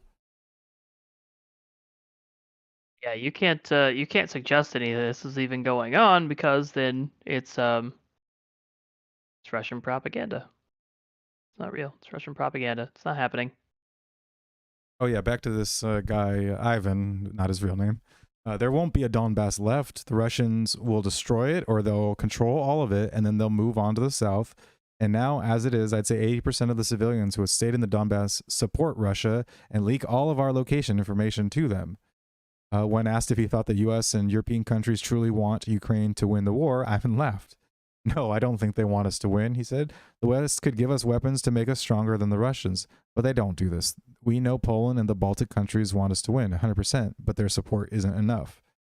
It is obvious the U.S. does not want Ukraine to win the war, said Andrei, a Ukrainian journalist based in Mykolaiv. They only want to make Russia weak. No one will win this war, but the countries the U.S. is using like a playground will lose, and the corruption related to the war aid is shocking. The weapons are stolen, the humanitarian aid is stolen, and we have no idea where the billions sent to this country have gone. Honestly, like as an American, we have no idea where the billions that we spend goes, just in general, not even to the fucking war effort here. But we have no idea where any of our fucking money goes because of what we looked at in that one lecture about why government always fails. That the costs are diffused over the entire population of the country, and the benefits are concentrated in a select elite few. And those elite few have a political interest in pushing home what those policies that benefit them, and all of us as a group are dissuaded from taking hard stances on these issues because the cost to us individually is so little. But when you add it all up, it ends up being a huge fucking cost to all of us. It ends up being hugely detrimental, not only to our interests, but just to us financially, to the people who were supposedly helping. The horrible situation all around. Wow, and this is just how things work here. Like we know that taxes don't get allocated to the places that they're earmarked for. We know that money just kind of disappears into pockets. We know that this shit happens, and for some reason, people think that foreign aid is different, that Yeah. it will get exactly where they say it's going to get. And if you raise any concerns about whether or not we should just be throwing money at people, you're a heartless monster. You just want to see Ukrainian babies dying, specifically the Ukrainian babies. It's always like Ukrainian babies and women and stuff. It's never just like they always got to go for the real tearjerkers stuff. Oh, you just want starving Ukrainian orphans to die. Yeah, them specifically. You got me. And this part is the best part because it talks about how the journalists experienced the war. And it says before the war started, Andrei spent several years reporting on corruption and crooked politicians in Ukraine. After an investigation into a government official in Odessa resulted in death threats against his wife and young daughter, Andrei sent them to live with relatives in France. Ukraine is a democracy, right? So the government won't press you in an official way. First, you get phone calls warning you to stop. Then they offer you money to stop. And then if you refuse to be bought, you should be prepared for an attack. Real journalism is dangerous here. You see, since the war started, we have these new star reporters, and every day they write that Putin is bad. The Russian soldiers behave very badly. Today, the Ukrainian army killed 1,000 Russians and destroyed 500 Russian tanks. They get 1 million followers on Twitter because they lie, and this isn't real reporting. But if you write about the corruption in the armed forces and have real examples, you won't be famous and you'll be in trouble.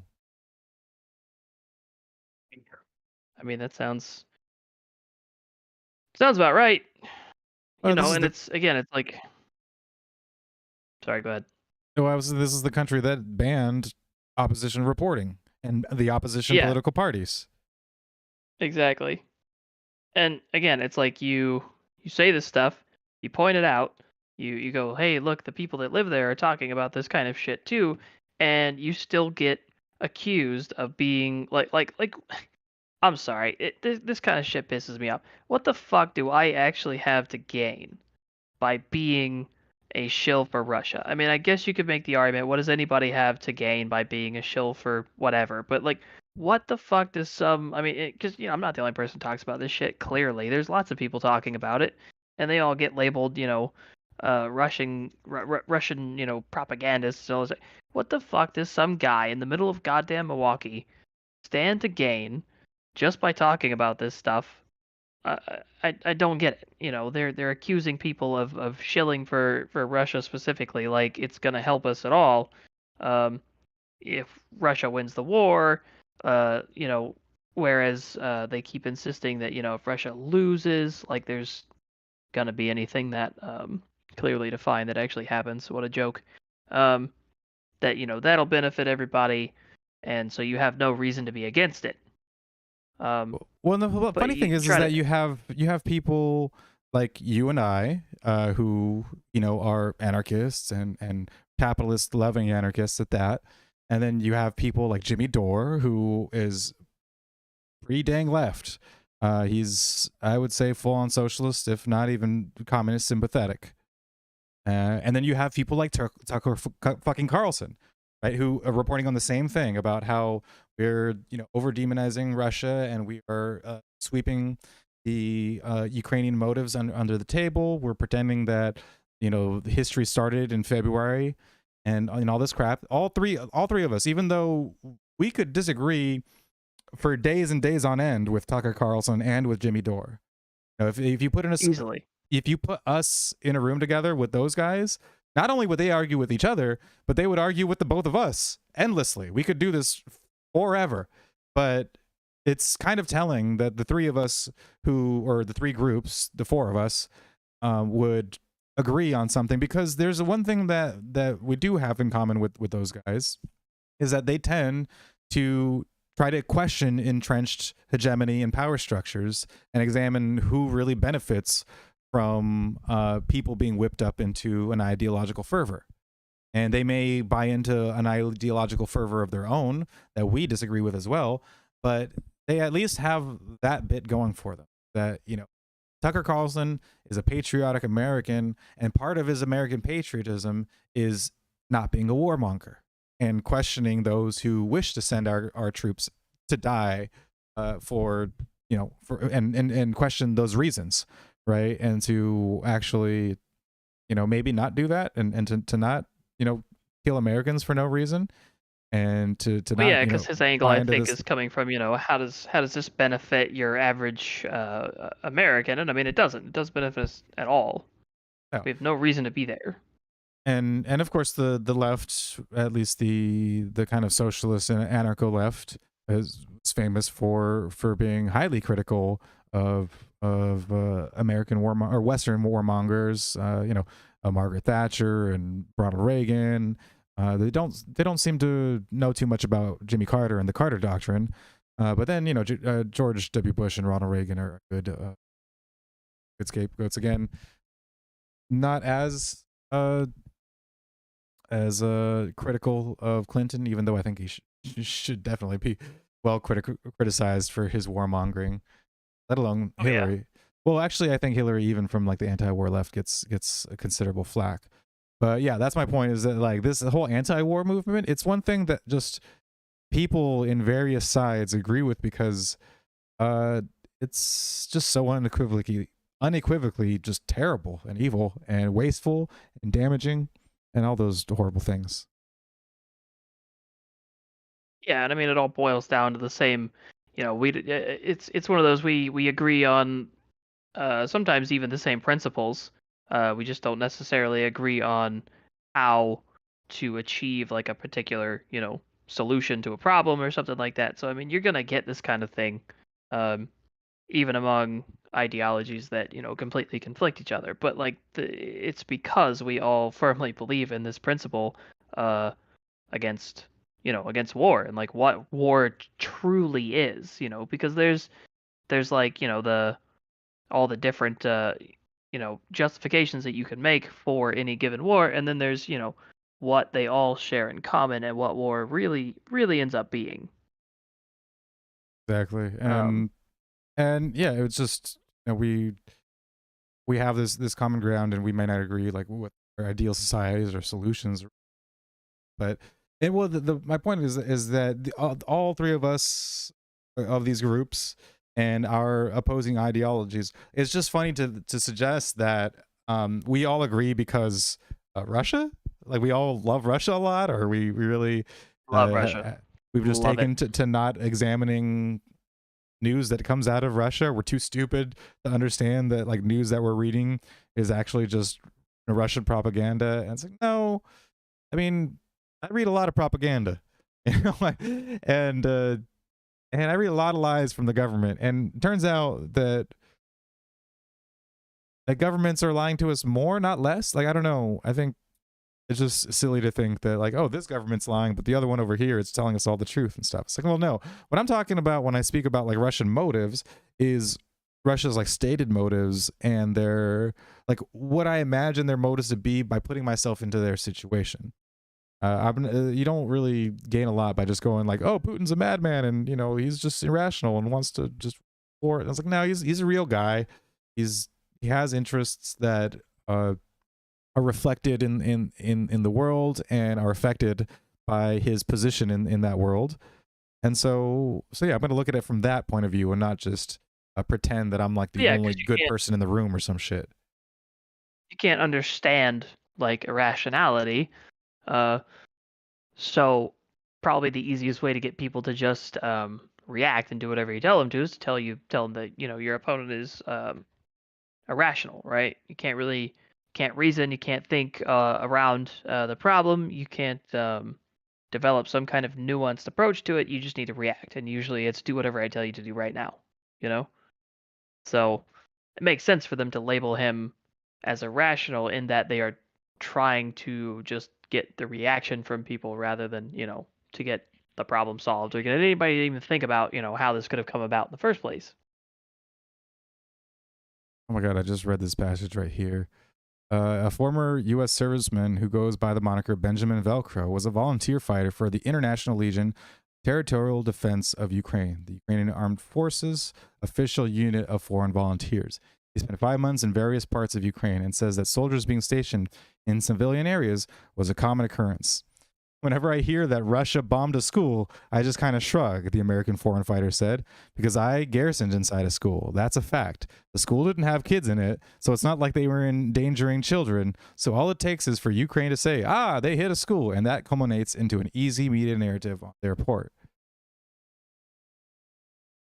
Not Yeah. super unsurprising, but like you were called a fucking crazy conspiracy theorist if you were to point out the very obvious fact that yeah, these Ukrainian cities didn't just have their kids in these school grounds when they were in danger of being bombed. Well, no, I mean they wouldn't. It's yeah. Yeah.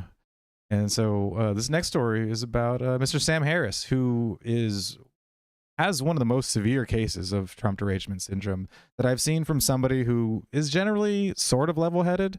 Like I don't really agree with Sam on a whole lot in terms of like political commentary, but you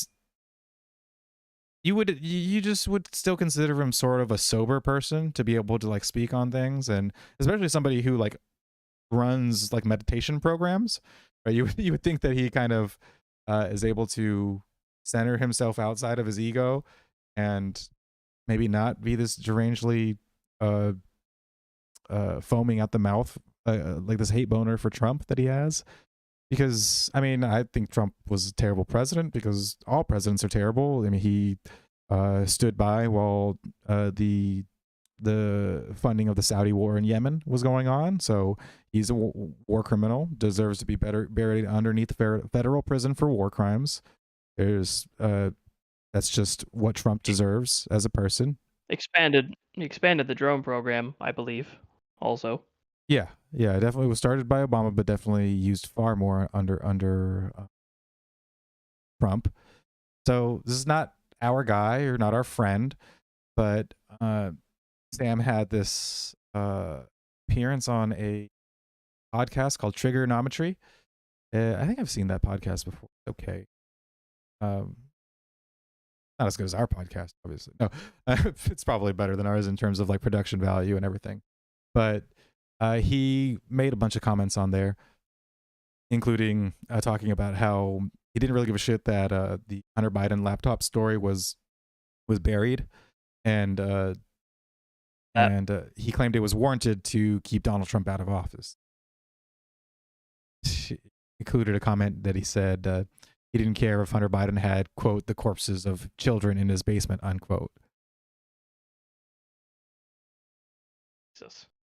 Yeah. So Yeah, again, I think I had seen that like actual interview. Somebody had posted it on Tumblr, and I reblogged it because yeah, I was like, yeah, I'm pretty sure this Sam Harris dude has kids in his basement. Then, yeah, he if you fucking know, it's like, sucks. yeah, yeah, See, like, Jesus Christ. I mean, what the fuck? well, so because he didn't deny that it was like it was a left wing conspiracy, right? To keep Trump out of office, bury any story that harms Joe Biden, including the Hunter Biden laptop story, and yeah, he said how critics called it a left wing conspiracy to deny the presidency to Donald Trump, and to which he commented, "Absolutely, it was absolutely, but I think it was warranted."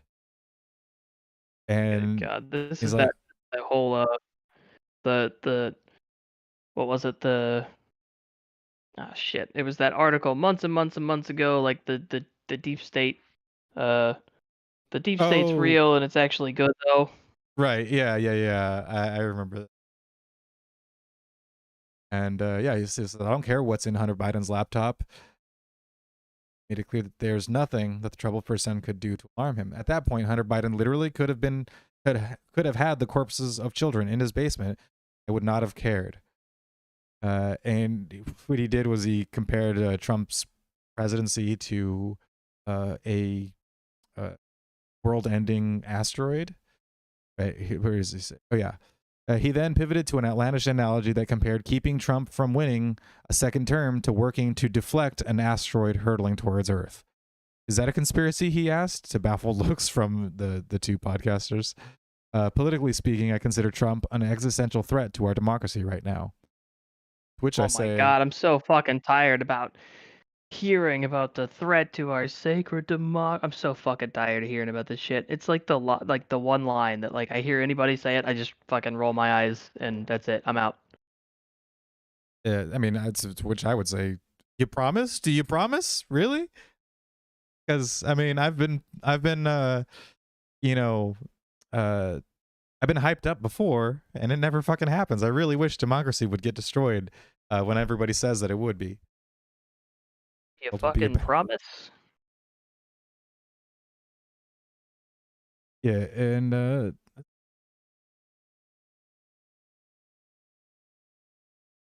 yeah, I think even the podcaster had pushed back, noting that Harris was effectively arguing for a plot to destroy democracy in the process of protecting democracy.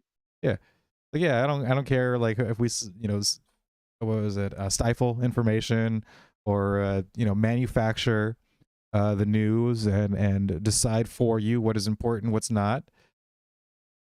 That doesn't matter as long as we get Trump out of office.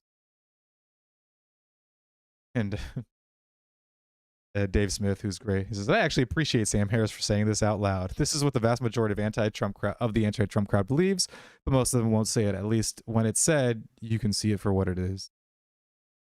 And Sam claims that words were confusing to many people, and he wasn't speaking very clearly.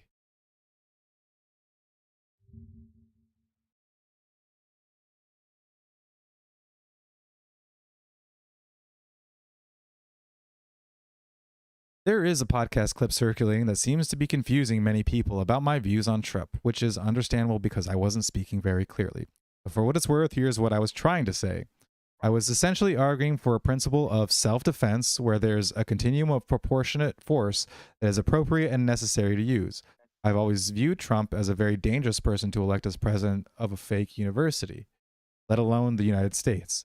And when he became a sitting president who would not commit to a peaceful transfer of power, I viewed him as more dangerous still. This He would not commit to a peaceful transfer of power, but he transferred power over completely peacefully. Like it already happened a couple years back. I Yeah, don't. that's wild. I don't understand what this fear about Trump's transfer of power are when it happened and it was fine. Like, there's Uh, plenty of things that you can criticize Trump for being, but this like it's almost the proportions that they blow this stuff. I mean, this dude they make him sound mythical, and he's just not. but don't get it twisted, Obama would say. He said, however, I've never been under the illusion that he is orange, which I don't believe you. I just do not. Is on the podcast, I was speaking narrowly about the wisdom and propriety of ignoring the Hunter Biden laptop story until after the election. I've always thought that this was a very hard call ethically and journalistically. But given what happened with the Anthony Weiner laptop in the previous election, I think it was probably the right call. Nothing I said on the podcast was meant to suggest that the Democrats would have been right to commit election fraud or take other illegal measures to deny Trump the presidency, nor do I think they did that. Well, you said it was a conspiracy. You said it was a left-wing conspiracy specifically designed God. to downplay anti or harmful stories to Joe Biden and focus on Trump's evil. I don't know, just how bad he was, and again, so this was not like after January 6th, right? The whole suppressing of this information was done during the election. And so what he's basing the justification for this, like, or he's saying he's not justifying it. He just says that he doesn't really give a shit that much. That it's less bad than allowing Trump to have been be elected on a fair playing ground, right? Like, because the thing is, this is all, if people want to elect him, then they fucking will, and that's how elections work. And the wiser, like, the way that the democracy is preserved, quote unquote, or supposedly, is if people are voting for the people that they want to. And in order to do that, they have to have the information to judge the two candidates, right? And to make the decision about who they want. And so it's not up to you to suppress the story, or up to Twitter. If people want to report on the story and then people want to focus on that story, that's their prerogative. And you don't have a say in the matter. And neither should Twitter or any other place. This is not Right, and you certainly don't get to call it. Yeah, you certainly don't get to call it protecting democracy by doing this shit. Yeah, exactly. And so it's just so silly to think that, oh, we just need to manufacture the narrative so that it produces the outcome that we want, because the outcome that we don't want is just so devastating. It's like, when is it not? When is there an election that just nobody think matters? When, like, they just don't have them, right? If they're that useless. But apparently every one of them is such a dire emergency that we just need to circumvent all of our laws and principles and forget they fucking existed, because there's never been a more important election in our lives. Every single one of them. Like, it isn't just like a I mean, yeah, we never have like a normal one. It's always there is some kind of imminent, dire threat that must be addressed, right? It become like, even if you're not a single issue voter, doesn't matter. This is the one that you need to focus on. We absolutely must elect this person, or else the whole fucking thing falls apart. Which, God, I wish. And so yeah, that was Sam Harris verifying things. Either way, it was just an absolute fucking mess altogether. And that was amazing to me. By far, one of the most entertaining things that I think has come out of the organization Masterclass. Have you ever like seen them or heard of them? Masterclass. You might Yeah, have seen yeah, I've heard of them. Yeah, you see their ads on like Facebook and shit all the time, and they got some good shit in there. They got some pretty interesting classes, and so they got stuff like Formula One champion Lewis Hamilton talking about a winning mindset. All of the sports ones seems to be really cool, right? Like fucking, they got Stephen Curry teaching basketball, and Serena Williams teaching tennis. Phil Ivey and Daniel Negreanu teaching poker, two of the best living poker players.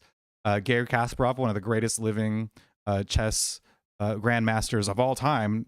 Not just actually, yeah, just one of the greatest chess grandmasters of all time, not just living, but he happens to be living. A 7-hour course teaching chess, and so a lot of these super fucking good.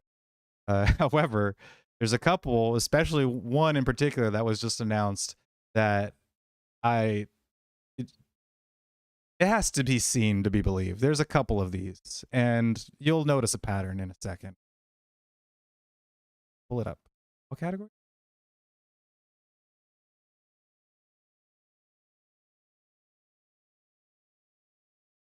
Give me all the classes. Oh, not the plan.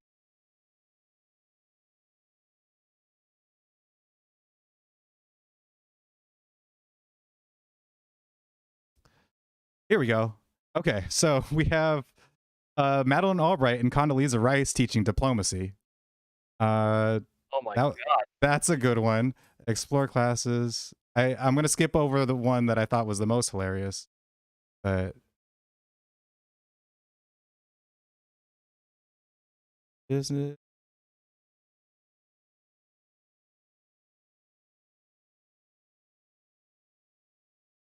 Oh, coming soon.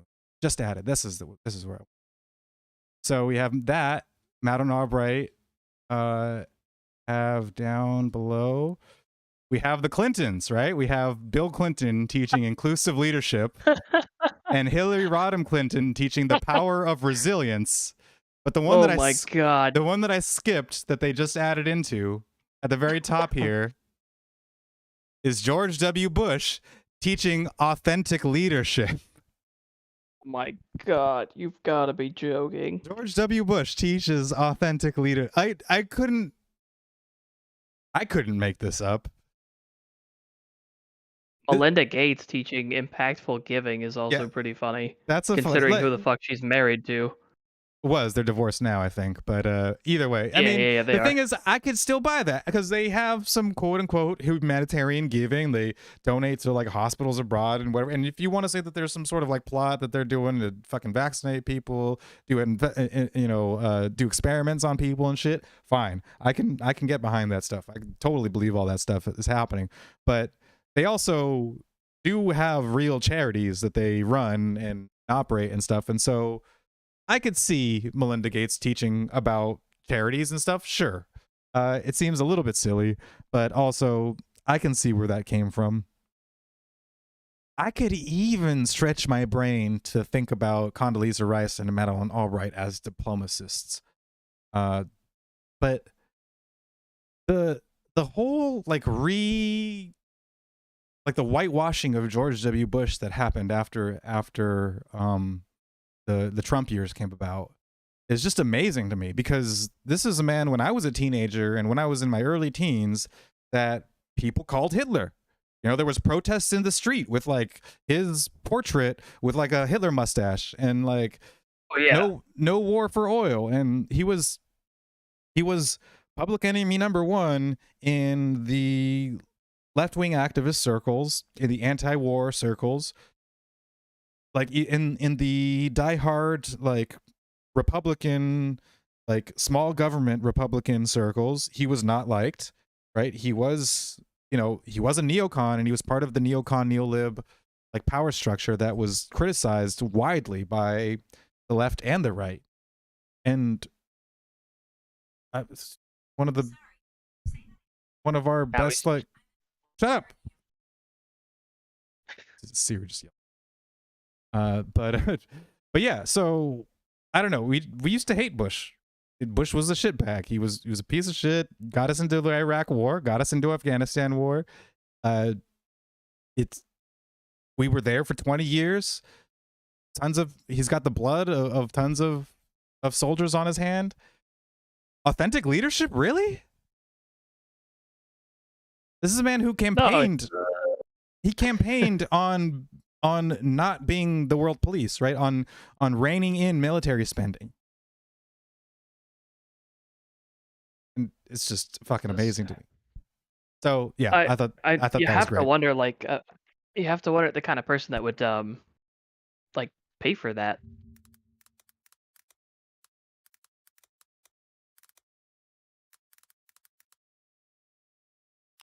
I forgot to pull this up, but I'm pretty sure.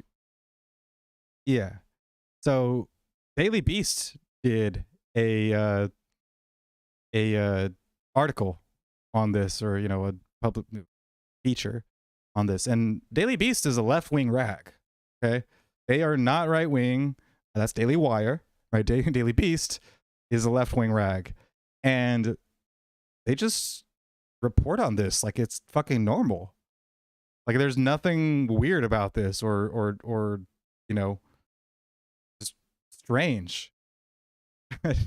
It says a former president has offered students advice on how to cultivate quote unquote authentic leadership for the latest entry in the Masterclass Presents the White House series. So I guess that's why we have the Clintons and Madeleine Albright and Condoleezza Rice and that shit. Uh, other topics covered in his course include accountability leads to results, Leads to results. your Oh own my god. communication style, and crisis management. Uh, Incredible. Brown says lessons in his experience during his time in the Oval Office, including a moment by moment Moment. breakdown of 9/11, navigating the initial government response to the 2008 financial crisis, and handling of several other emergencies and natural disasters, including Hurricane Katrina. Like these were all widely recognized as absolute fucking disasters. Like not in just like the natural disasters, like what in terms of government uh uh response to these things. Like, hello, response to 9/11, create an unending war on a nebulous concept that just continues indefinitely. Uh, the response to the 2008 financial crisis. You mean where they doubled down to print more money, like quantitative easing, which furthered inflation, a problem that was caused by government intervention in the Federal Reserve to begin with. You can read all about that in what was it? Fucking Meltdown by not Tom Woods, Robert Murphy. Yeah, Meltdown by Robert Yeah. Murphy talks about exactly the government intervention that went into causing the 2008 financial crisis.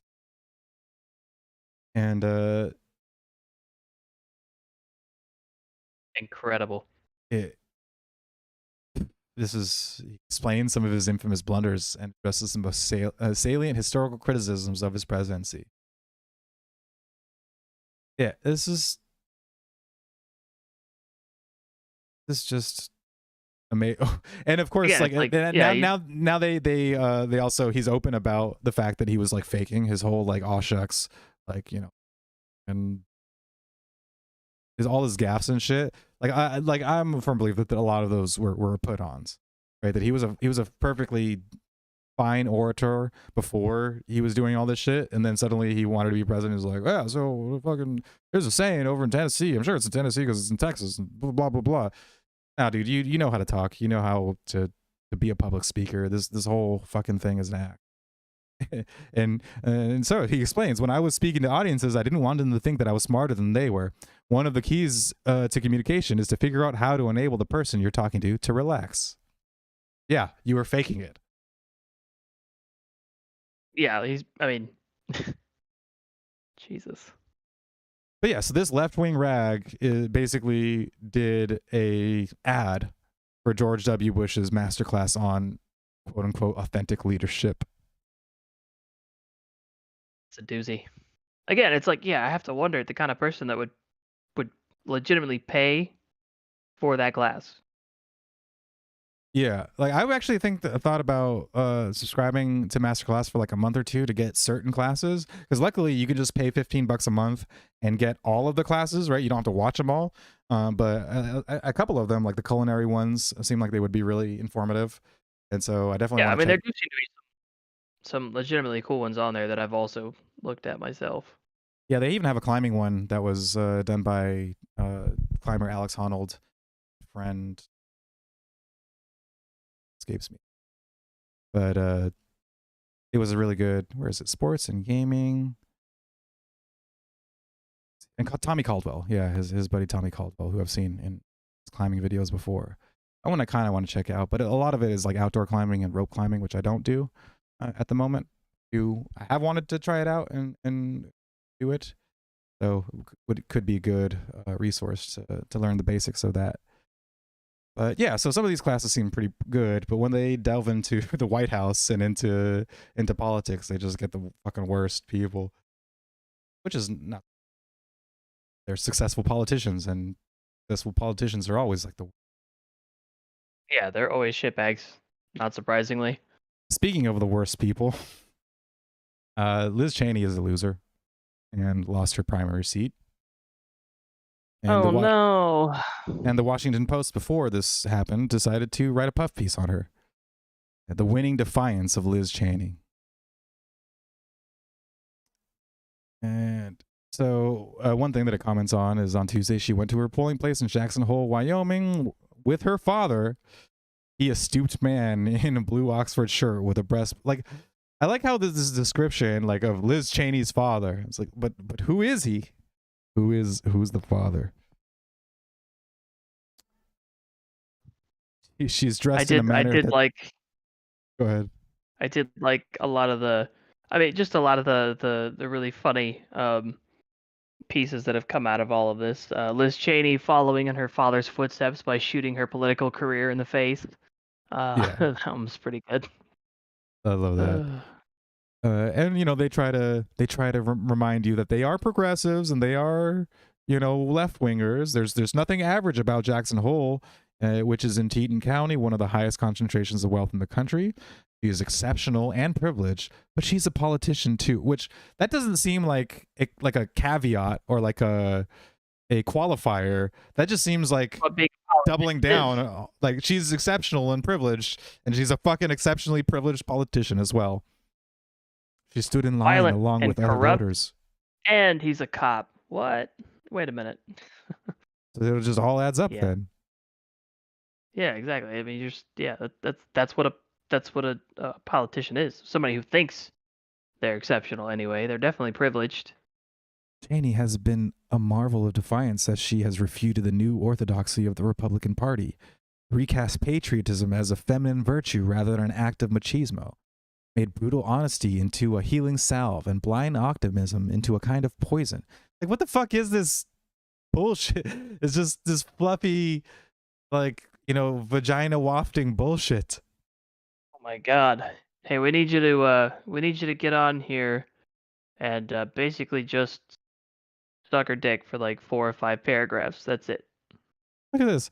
She ran for re-election in her state's primary, fully realizing that she was likely to lose, and winning isn't everything. That surely counts as a personal victory. Well, That's not how all the press before she lost made it seem like. Yeah, it seemed like it was like she was like the nail in the fucking the Republican Trump coffin, right? The whole that side of the Republican Party to bring it and so what is this left-wing rag praising her for? Like, what is she like? So they want her to change the Republican Party, what, back to the one that her father had, that like George W. Bush had, that perpetuated war and perpetuated Islamophobia and perpetuated you know, just the siphoning of the American taxpayer's dollar away from them. This, like, they sucked back then. They were like, I don't understand why Democrats are so tolerant of like the neoconservative return to power. Like, what is there to celebrate there? Yeah. No, I don't get it either. It's baffling. And so, you know, we have Washington Post's fluffy and flowery coverage of this. And you know, so and of course the focus that she's a woman is, you know, front and center when, you know, women like what's her face, the Alaskan one, Sarah Palin. Sarah Palin, she didn't have girl power, at least not according to the left. What the other Marjorie Taylor Greene, right? She receives all manner of like misogynistic attacks from left wingers. We saw like last week, fucking that one YouTuber, Authentic Observer. He doesn't, she just praises femininity and values that. And left wingers fucking hurl all kinds of horrible, insults targeted at her as a woman. And all this shit's acceptable. But Liz Cheney, like, not only like just goes against most of her party's interests and cozies up to Democrats, and she's like defying cliches so often attached to women. It's just fantasy. Yeah, this is. Oh my god, how long is this shit? Yeah, I know. Yeah, it just goes on and on and on. Oh, And yeah, so Daily Wire, on the other hand, has other things to say because obviously they're far more biased. And well, I mean, they're not more biased; they're just biased in a different direction, right? They don't have the fluffy left wing rosy glasses. They just lay out what she accuses Republicans of, right? She's like, we've got election deniers that have been nominated for really important positions all across the country. I'm going to work against those people. I'm going to work to support their opponents. So, it's not surprising to a lot of people that she lost when she goes on ABC's This Week, full of left wing commentators, and says, I'm going to oppose the GOP in my area in Wyoming and oppose the GOP wherever I can fucking find it. And they voted her out 2-1, right? They got 66% for her opposition to her 28.9%.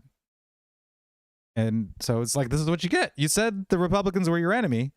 You said that you would vote, like you would work against them. So they voted you fucking out. jeez.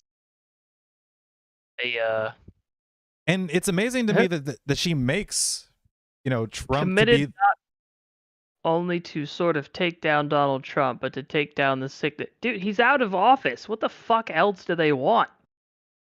Yeah. Oh my god, it cannot keep being about Donald Trump, man. The election was fucking 2 years ago. Like, why is this still about Donald Trump? I don't get it.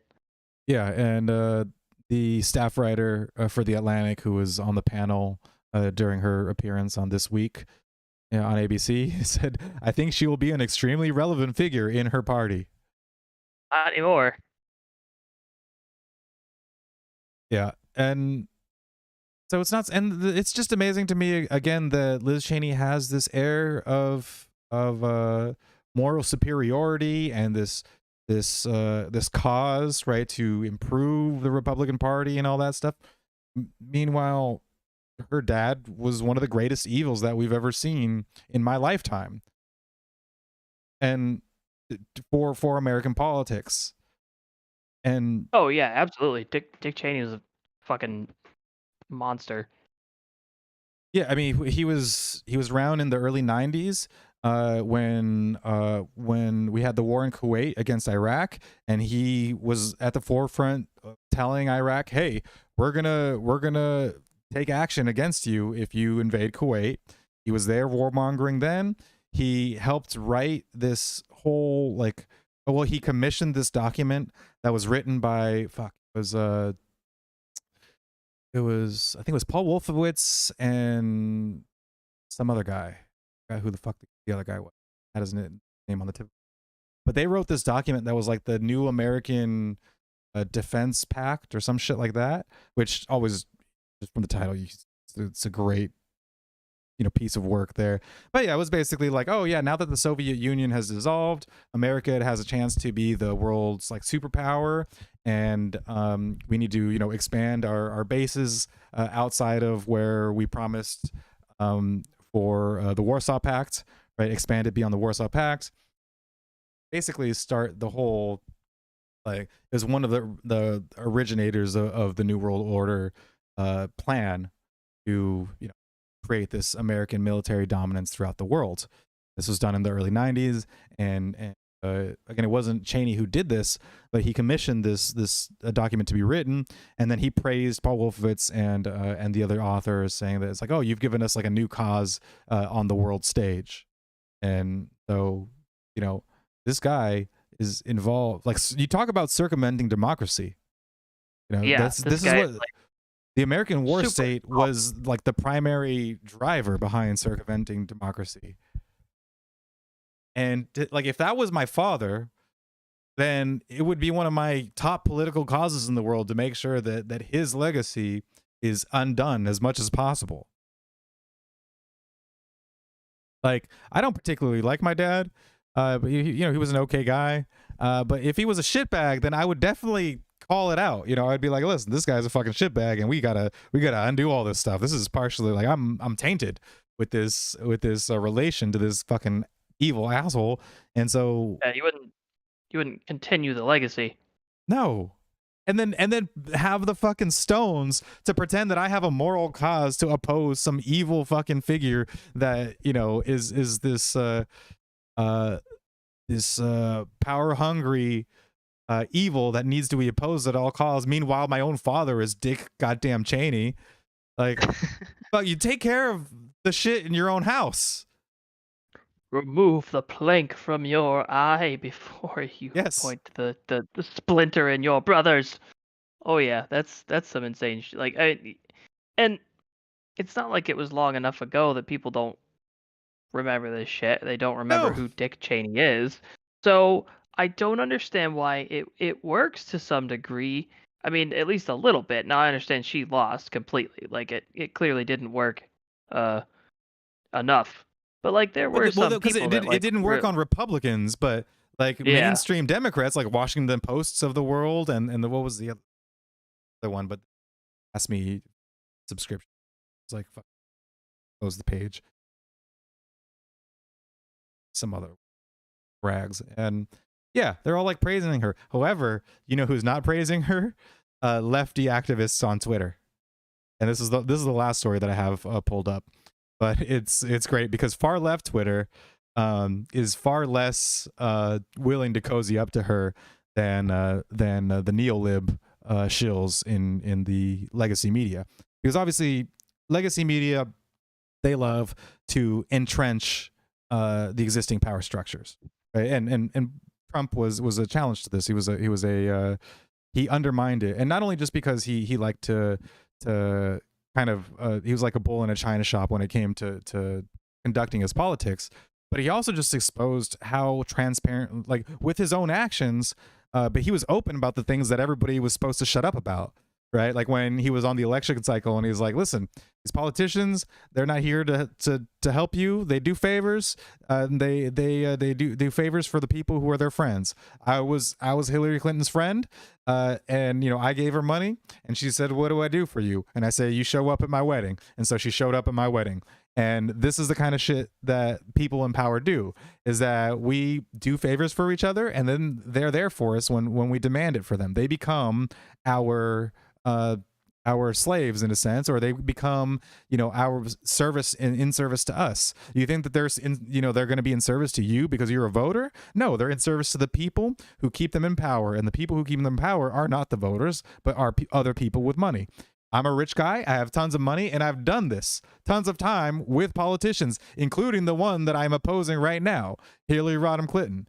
Like, you're not supposed to say that. You're not supposed to tell them how this all works. And that's why, you know, places like the Washington Post and the New York Times, that was the place the other place I had an article on Liz Cheney about, super fucking jerking her off hardcore, just like this Washington Post one. But then they had the pop-up that's like, we're at the fucking New York Times and we want to charge you. Do you want to fucking unblock the ads? And I'm like, no, I don't want to unblock the ads. Eat a dick. So I just closed the page. But so New York Times, Washington Post, they'll fucking waft her vagina all day and all night. Fucking activist lefty Twitter, not so much. Where was it? He tweeted this guy said he made it clear that Cheney's efforts with regards to the January 6th committee were appreciated, but that did not mean that he trusted her with anything beyond that. He tweeted, "Remember, folks, Liz Cheney voted with Trump 93% of the time. So while her work on the 1-6 committee is purportedly to save democracy, her goal is not to save the Democrats. Don't get it twisted." Somebody else. And so I think some left-wing rag or publication or somewhere really drove home the point about her voting with Trump 93% of the time, because I see that particular line repeated over and over again. It's like, oh, that's one of them NPC talking points that you were just kind of given, and everybody's just supposed to say. But Yeah. another person says, never ever will you catch me cheering on someone who applauded the removal of reproductive rights of women and voted with Trump 93% of the time. I'll hold my praise for somebody worthy of it. A Republican is still a Republican. Cheney's not a fucking hero. And so, yes, this is what you get, Liz Cheney, for cozying up to people who hate you. Just because you hate somebody else that they happen to hate too. They will use you for that cause, and then they will turn around and stab you in the back. You're And not a now we just Democrat. need to really get all this going, to really get all this rolling. We need somebody like who is as destabilized. I'm not saying necessarily like Trump, as gross. Um, Somebody who was like Trump, as destabilizing as Trump was to the Republican Party. Now we need somebody like that on the Democratic Party, and lo and behold, we get fucking Joe Biden, who's just an embarrassment, and Kamala Harris. I think if Kamala Harris got elected, um, there'd be some real chaos going on. I don't know. I think it could be good. Everything will fall apart a lot faster that way.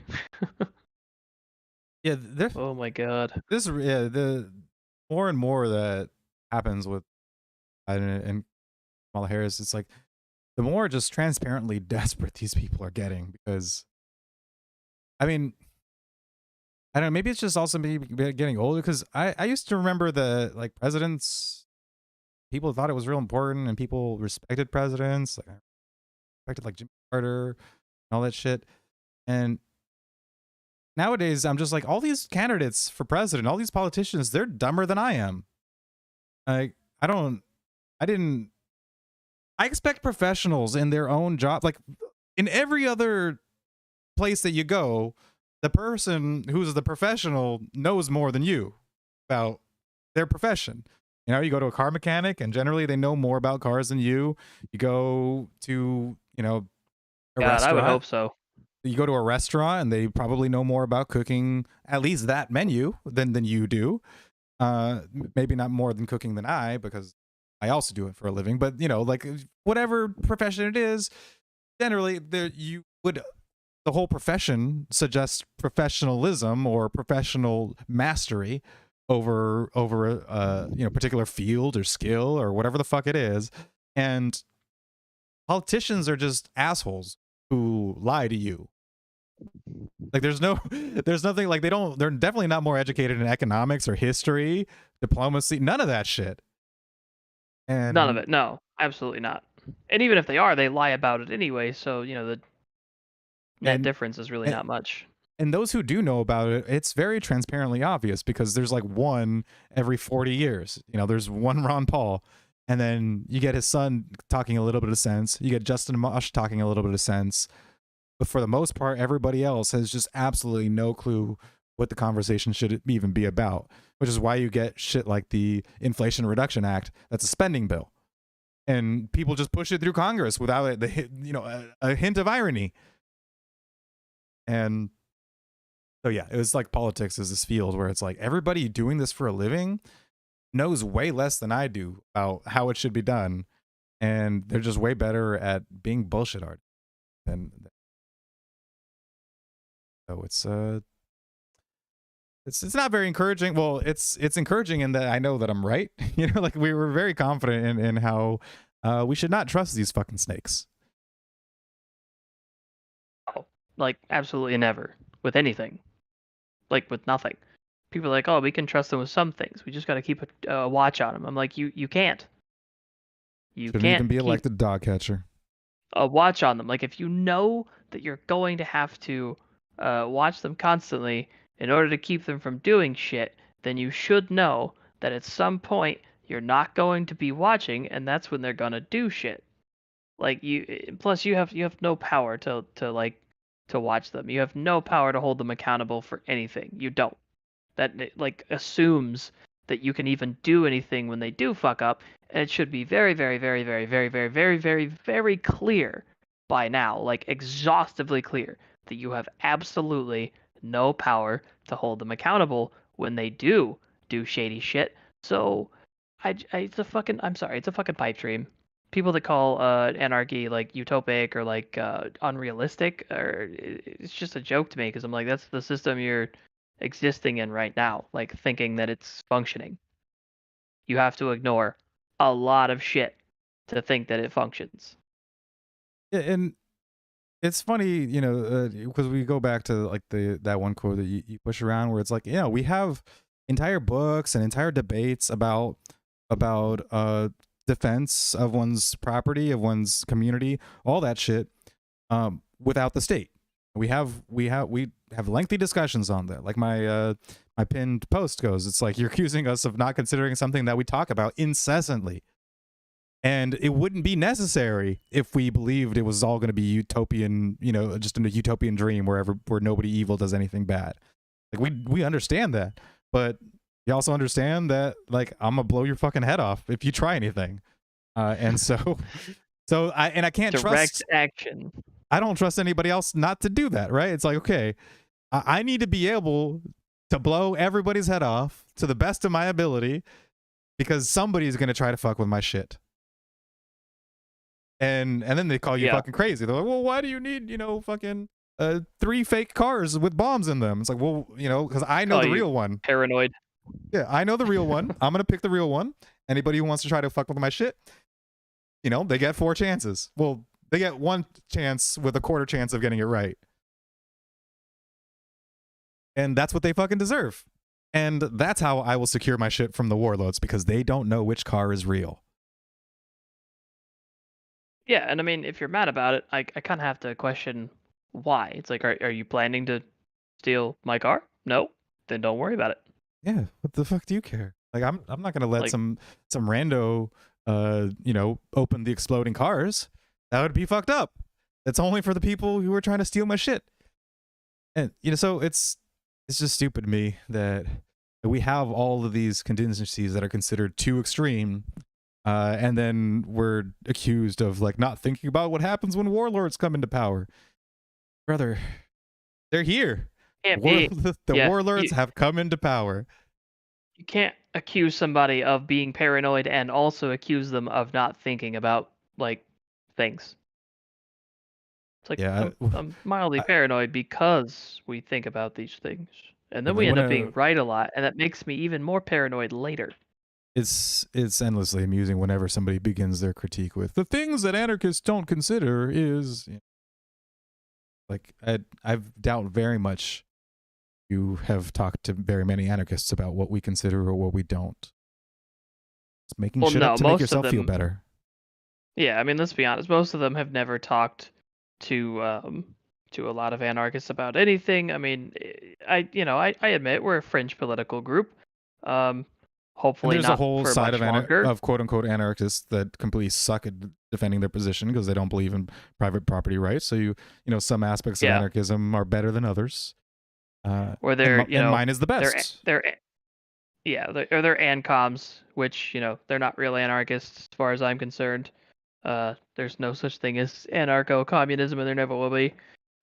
Shit like that. So like a lot of people, and to be fair, like that's the more prevalent type of anarchist that I see because, in my opinion, ancoms are trendy ass fucking posers who slap the anarchist label on themselves because it sounds edgy and cool and it makes them sound like a revolutionary and all this other shit that appeals to the same kind of people who kind of fall into that internet communist mindset. So yeah, I mean, Yeah, if your only experience has ever been with anarcho communists, or the Antifa type motherfuckers that call themselves punk and anarchist, um, they're not they are posers. I could see why people would get the wrong idea, but anarchist philosophy has been around for a long. And I used to be the same way. I fully admit it. That when I was more of a conservative or even minarchist mindset. Not as much when I started leaning that way because I started to really see their point and where they were coming from. But especially when I consider myself more, conservative, even I guess probably like a decade back. I, I mean, that was the only interaction that I'd ever had with anarchists was people that didn't that talked a lot of shit, but didn't really seem to actually be able to defend their position or understand the ideology that they were defending. So I Yeah, mean, it was I like get it. I get where it comes we from. want to place cops with social workers type of anarchists, where it's like, yeah, Yeah, or like even just that's not the one. the people that are like they call themselves an anarchist, and then in the next breath they're like uh these shootings have to end. We need gun control now. And I'm like, well, then you're not a fucking anarchist, are you? We Like you need a, can't you know, guaranteed wages for workers and all this other shit. guarantee, universal basic income type motherfuckers, or people talking about mask mandates and shit like that. I'm like, okay, so you are not an anarchist then. Yeah, Like, my old roommate I had a just fucking Anarchy A tattooed on his leg, and he was like a young kid, like I think it was 21 at the time, and his girlfriend was like fucking down the line prog NPC, and of course they held stuff like, public education should be free, education should be free, schools should be free, fucking hospitals or healthcare should be free. Like that's I don't like. Why did you get an anarchy tattoo? Why? oh, trust me. What? I Just mean, I hello? Like I want to get an yeah. anarchy tattoo. I'm thinking about getting one with a D and the S in like right at the top part near the A, with only a couple people realizing what that's a reference to.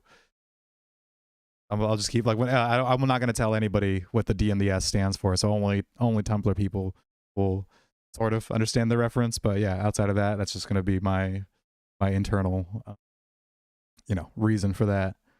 But I mean, yeah, I've been an anarchist for at least half a decade, if not more.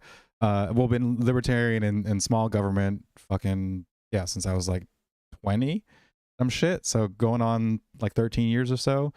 So this is why it's so funny to me, especially a lot of these people, is just because like I've been arguing this for so long, and I can immediately tell when somebody has knows anything about my position or doesn't, and whether or not they even have like the like they can even start the conversation, right? Because there's a lot Yeah. of people that you meet where you're like, oh no, you would need hours of lectures before we could even start having this talk.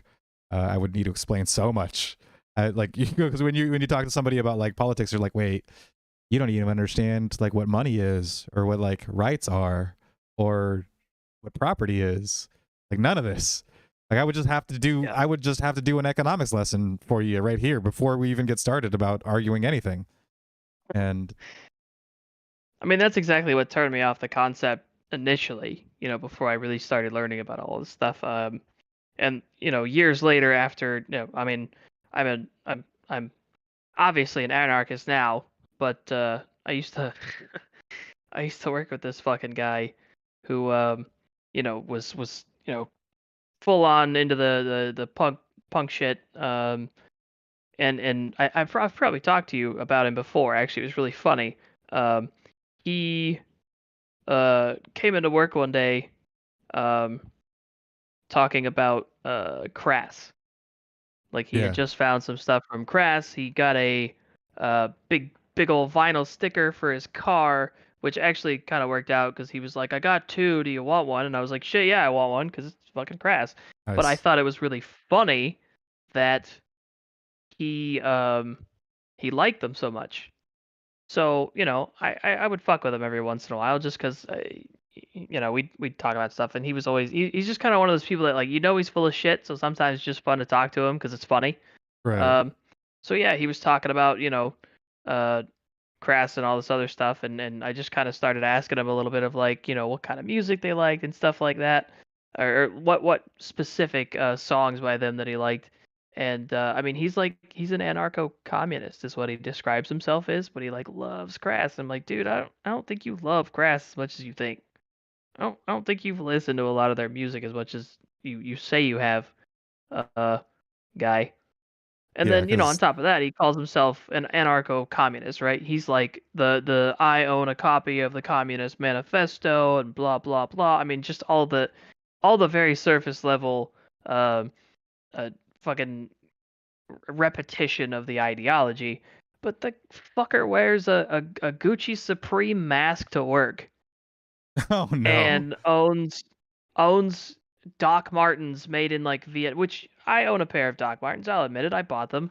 I bought them secondhand, and they're comfortable as fuck. But like, let's be honest, like they don't make them like they used to. They don't have the same amount of like they used to. If you had a pair of Doc Martens, you could get them like replaced like forever. Like you bought a pair of Hmm. Doc Martens, that was it. Yeah. They don't do that anymore. They've grandfathered in like the old ones, but you can't get them anymore. And yeah, they're made in like fucking Vietnam in a sweatshop. Like they are. They're made in Vietnam in a sweatshop, like a lot of other shit. And so he's Which is walking not a around problem talking for a about, capitalist. Uh, yeah, I that's mean, it's like, yeah, exactly. And he calls himself an anarcho communist. He's always blathering about fucking lace code and all this other. I mean, just the fucking the lace code. the epitome. I fucking hate punks that give a shit about lace code. That was like one of the first things that he ever said when he started talking about punk shit, and that's how I immediately knew that he was a massive fucking poser. That's immediately how I knew. I was like, okay, so this is like, uh, adult jelly bracelets for you. I get it. Yeah, that shit is just so fucking funny to me. I'm like, dude, imagine the punks in like the 80s. Like I'm sure there were like those who gave a shit about that, but imagine like the dudes like from like DI or like Black Flag or Circle Jerks or any of those fucking like Southern California punk bands that was just a bunch of fucking teenagers out drinking and doing stupid shit, Live Fast Die Young and all those fucking songs about six packs and all that. Giving a fuck about the color of somebody's motherfucking laces. Like, maybe maybe it was a thing, but like it just seems so fucking childish, and is one of the most. And Crass, to their fucking credit, to their great credit, they did not give a shit about calling out punks. They were the biggest ones calling out hypocrites in the punk scene, from like the Clash to just the Roxy Theater and being banned from the Roxy, all that shit. They called out all that stupid fucking performative bullshit because the color of your laces don't mean like you're not helping anybody by policing people's shoelace colors. It's stupid. Yeah, exactly. And it's at the end of the day, all it really is it's ego, right? It's Yeah. self-aggrandizing, egotistical bullshit. I'm a real punk and I'm authentic and you're not. But these guys are the biggest fucking posers out of all of them because they don't know what punk is supposed to be about or even what it means to be like, anarchist or anti-authoritarian. Like none of them are. They're not. They have no fucking clue what it is. It's literally just uh something that they fucking drape around themselves as window dressing. It's decoration. That's all it is. Yeah, no, it's exactly so. So And it yeah, really I've sucks been because like considering getting an anarchy tattoo, like I said, but for the most times, whenever I see them, I'm like, you really a motherfucking anarchist? Like, do you actually believe in dismantling the state, or is this honestly the just biggest fucking reason why I probably haven't. costume? Yeah. No, it is. Honestly the biggest reason why I haven't gotten one, like what mostly deters me from it is because um you have an anarchist tattoo and people are like, "Oh, that's cool." Because they just take it as face value. Okay, you've got an anarchist tattoo. That's cool. That's your aesthetic. You tell somebody that you are an anarchist, and the conversation gets a little weird for them. Like even people that I've known for a long time, like you tell them like I'm an anarchist, and they're like, "Oh, cool," and I'm like, "No, you're not hearing me. I am an anarchist. Like I'm not just saying like, oh, I This think is not a anarchy game. is cool. I am an Well, anarchist. Like I believe this shit all forms of for a government are reason." illegitimate and should be dismantled as soon as humanly fucking possible. And so, I Period. mean, End I of guess sentence.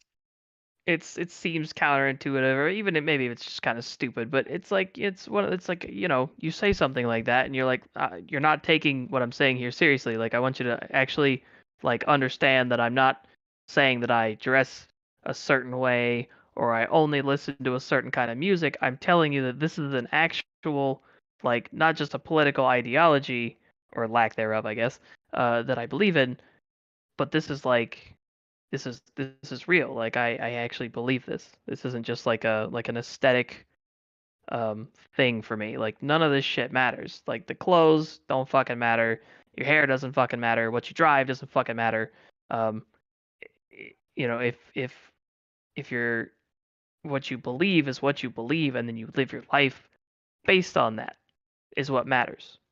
Yeah, one way that Everything I do else like is to just explain it to people, surface or like level bullshit. to kind of ease them into it, and it's like, well, and I think that government solutions are not like, we have problems in our societies, right? And we try to solve them through various means.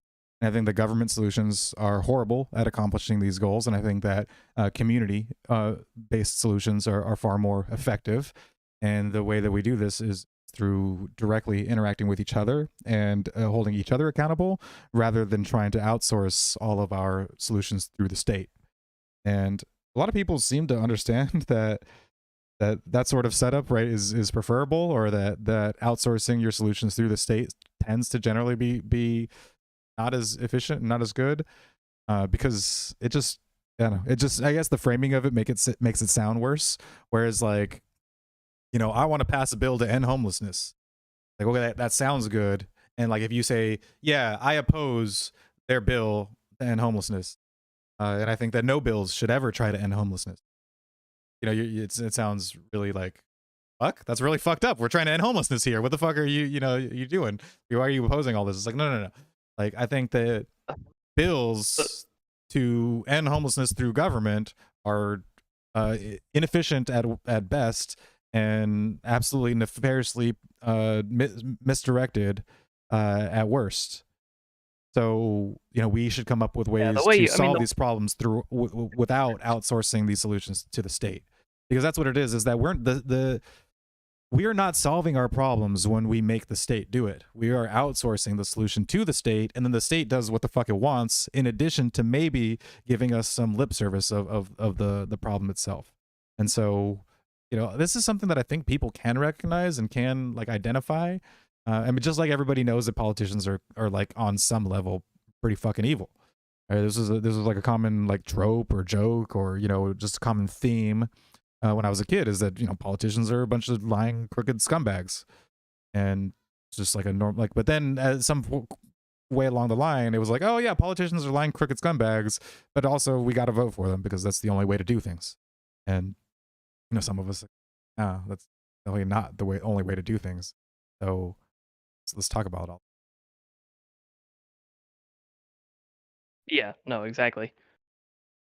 But yeah, that's all the stories that we had for today. I figured we did a good job of kind of stretching it out, even despite only having a couple articles to look at, which is kind of, I don't know. I enjoyed that way of doing it, where we kind of have a couple of small topics and we just go off on whatever the hell we want to talk about. Sometimes it's fun to just spitball. I mean, it's nice to have a plan, I guess, when we do these things. But I mean, sometimes it's fun to just kind of see where the conversation goes. Yeah, just sit back and fucking discuss it all and talk about it all. But yeah, it was good. And I figure it would be good point to wind things down and end it, so you can go to sleep by midnight, get off to work in the morning. Yeah, I gotta be up fairly early tomorrow. Not as early as I sometimes gotta be, but fairly early to work tomorrow, which fucking sucks. But it is what No it is. worries. Yeah, so we'll go ahead and call it for the night. We had a nice discussion about a variety of things: Ukraine, Sam Harris, Dune, um, cyberpunk, literature, George W. Bush, all sorts of things. We covered a wide variety of subjects tonight, so I think it was a pretty good podcast overall. So yeah, we'll end it. Say goodbye to anybody who may be watching, and we'll catch you all next week if we can manage it.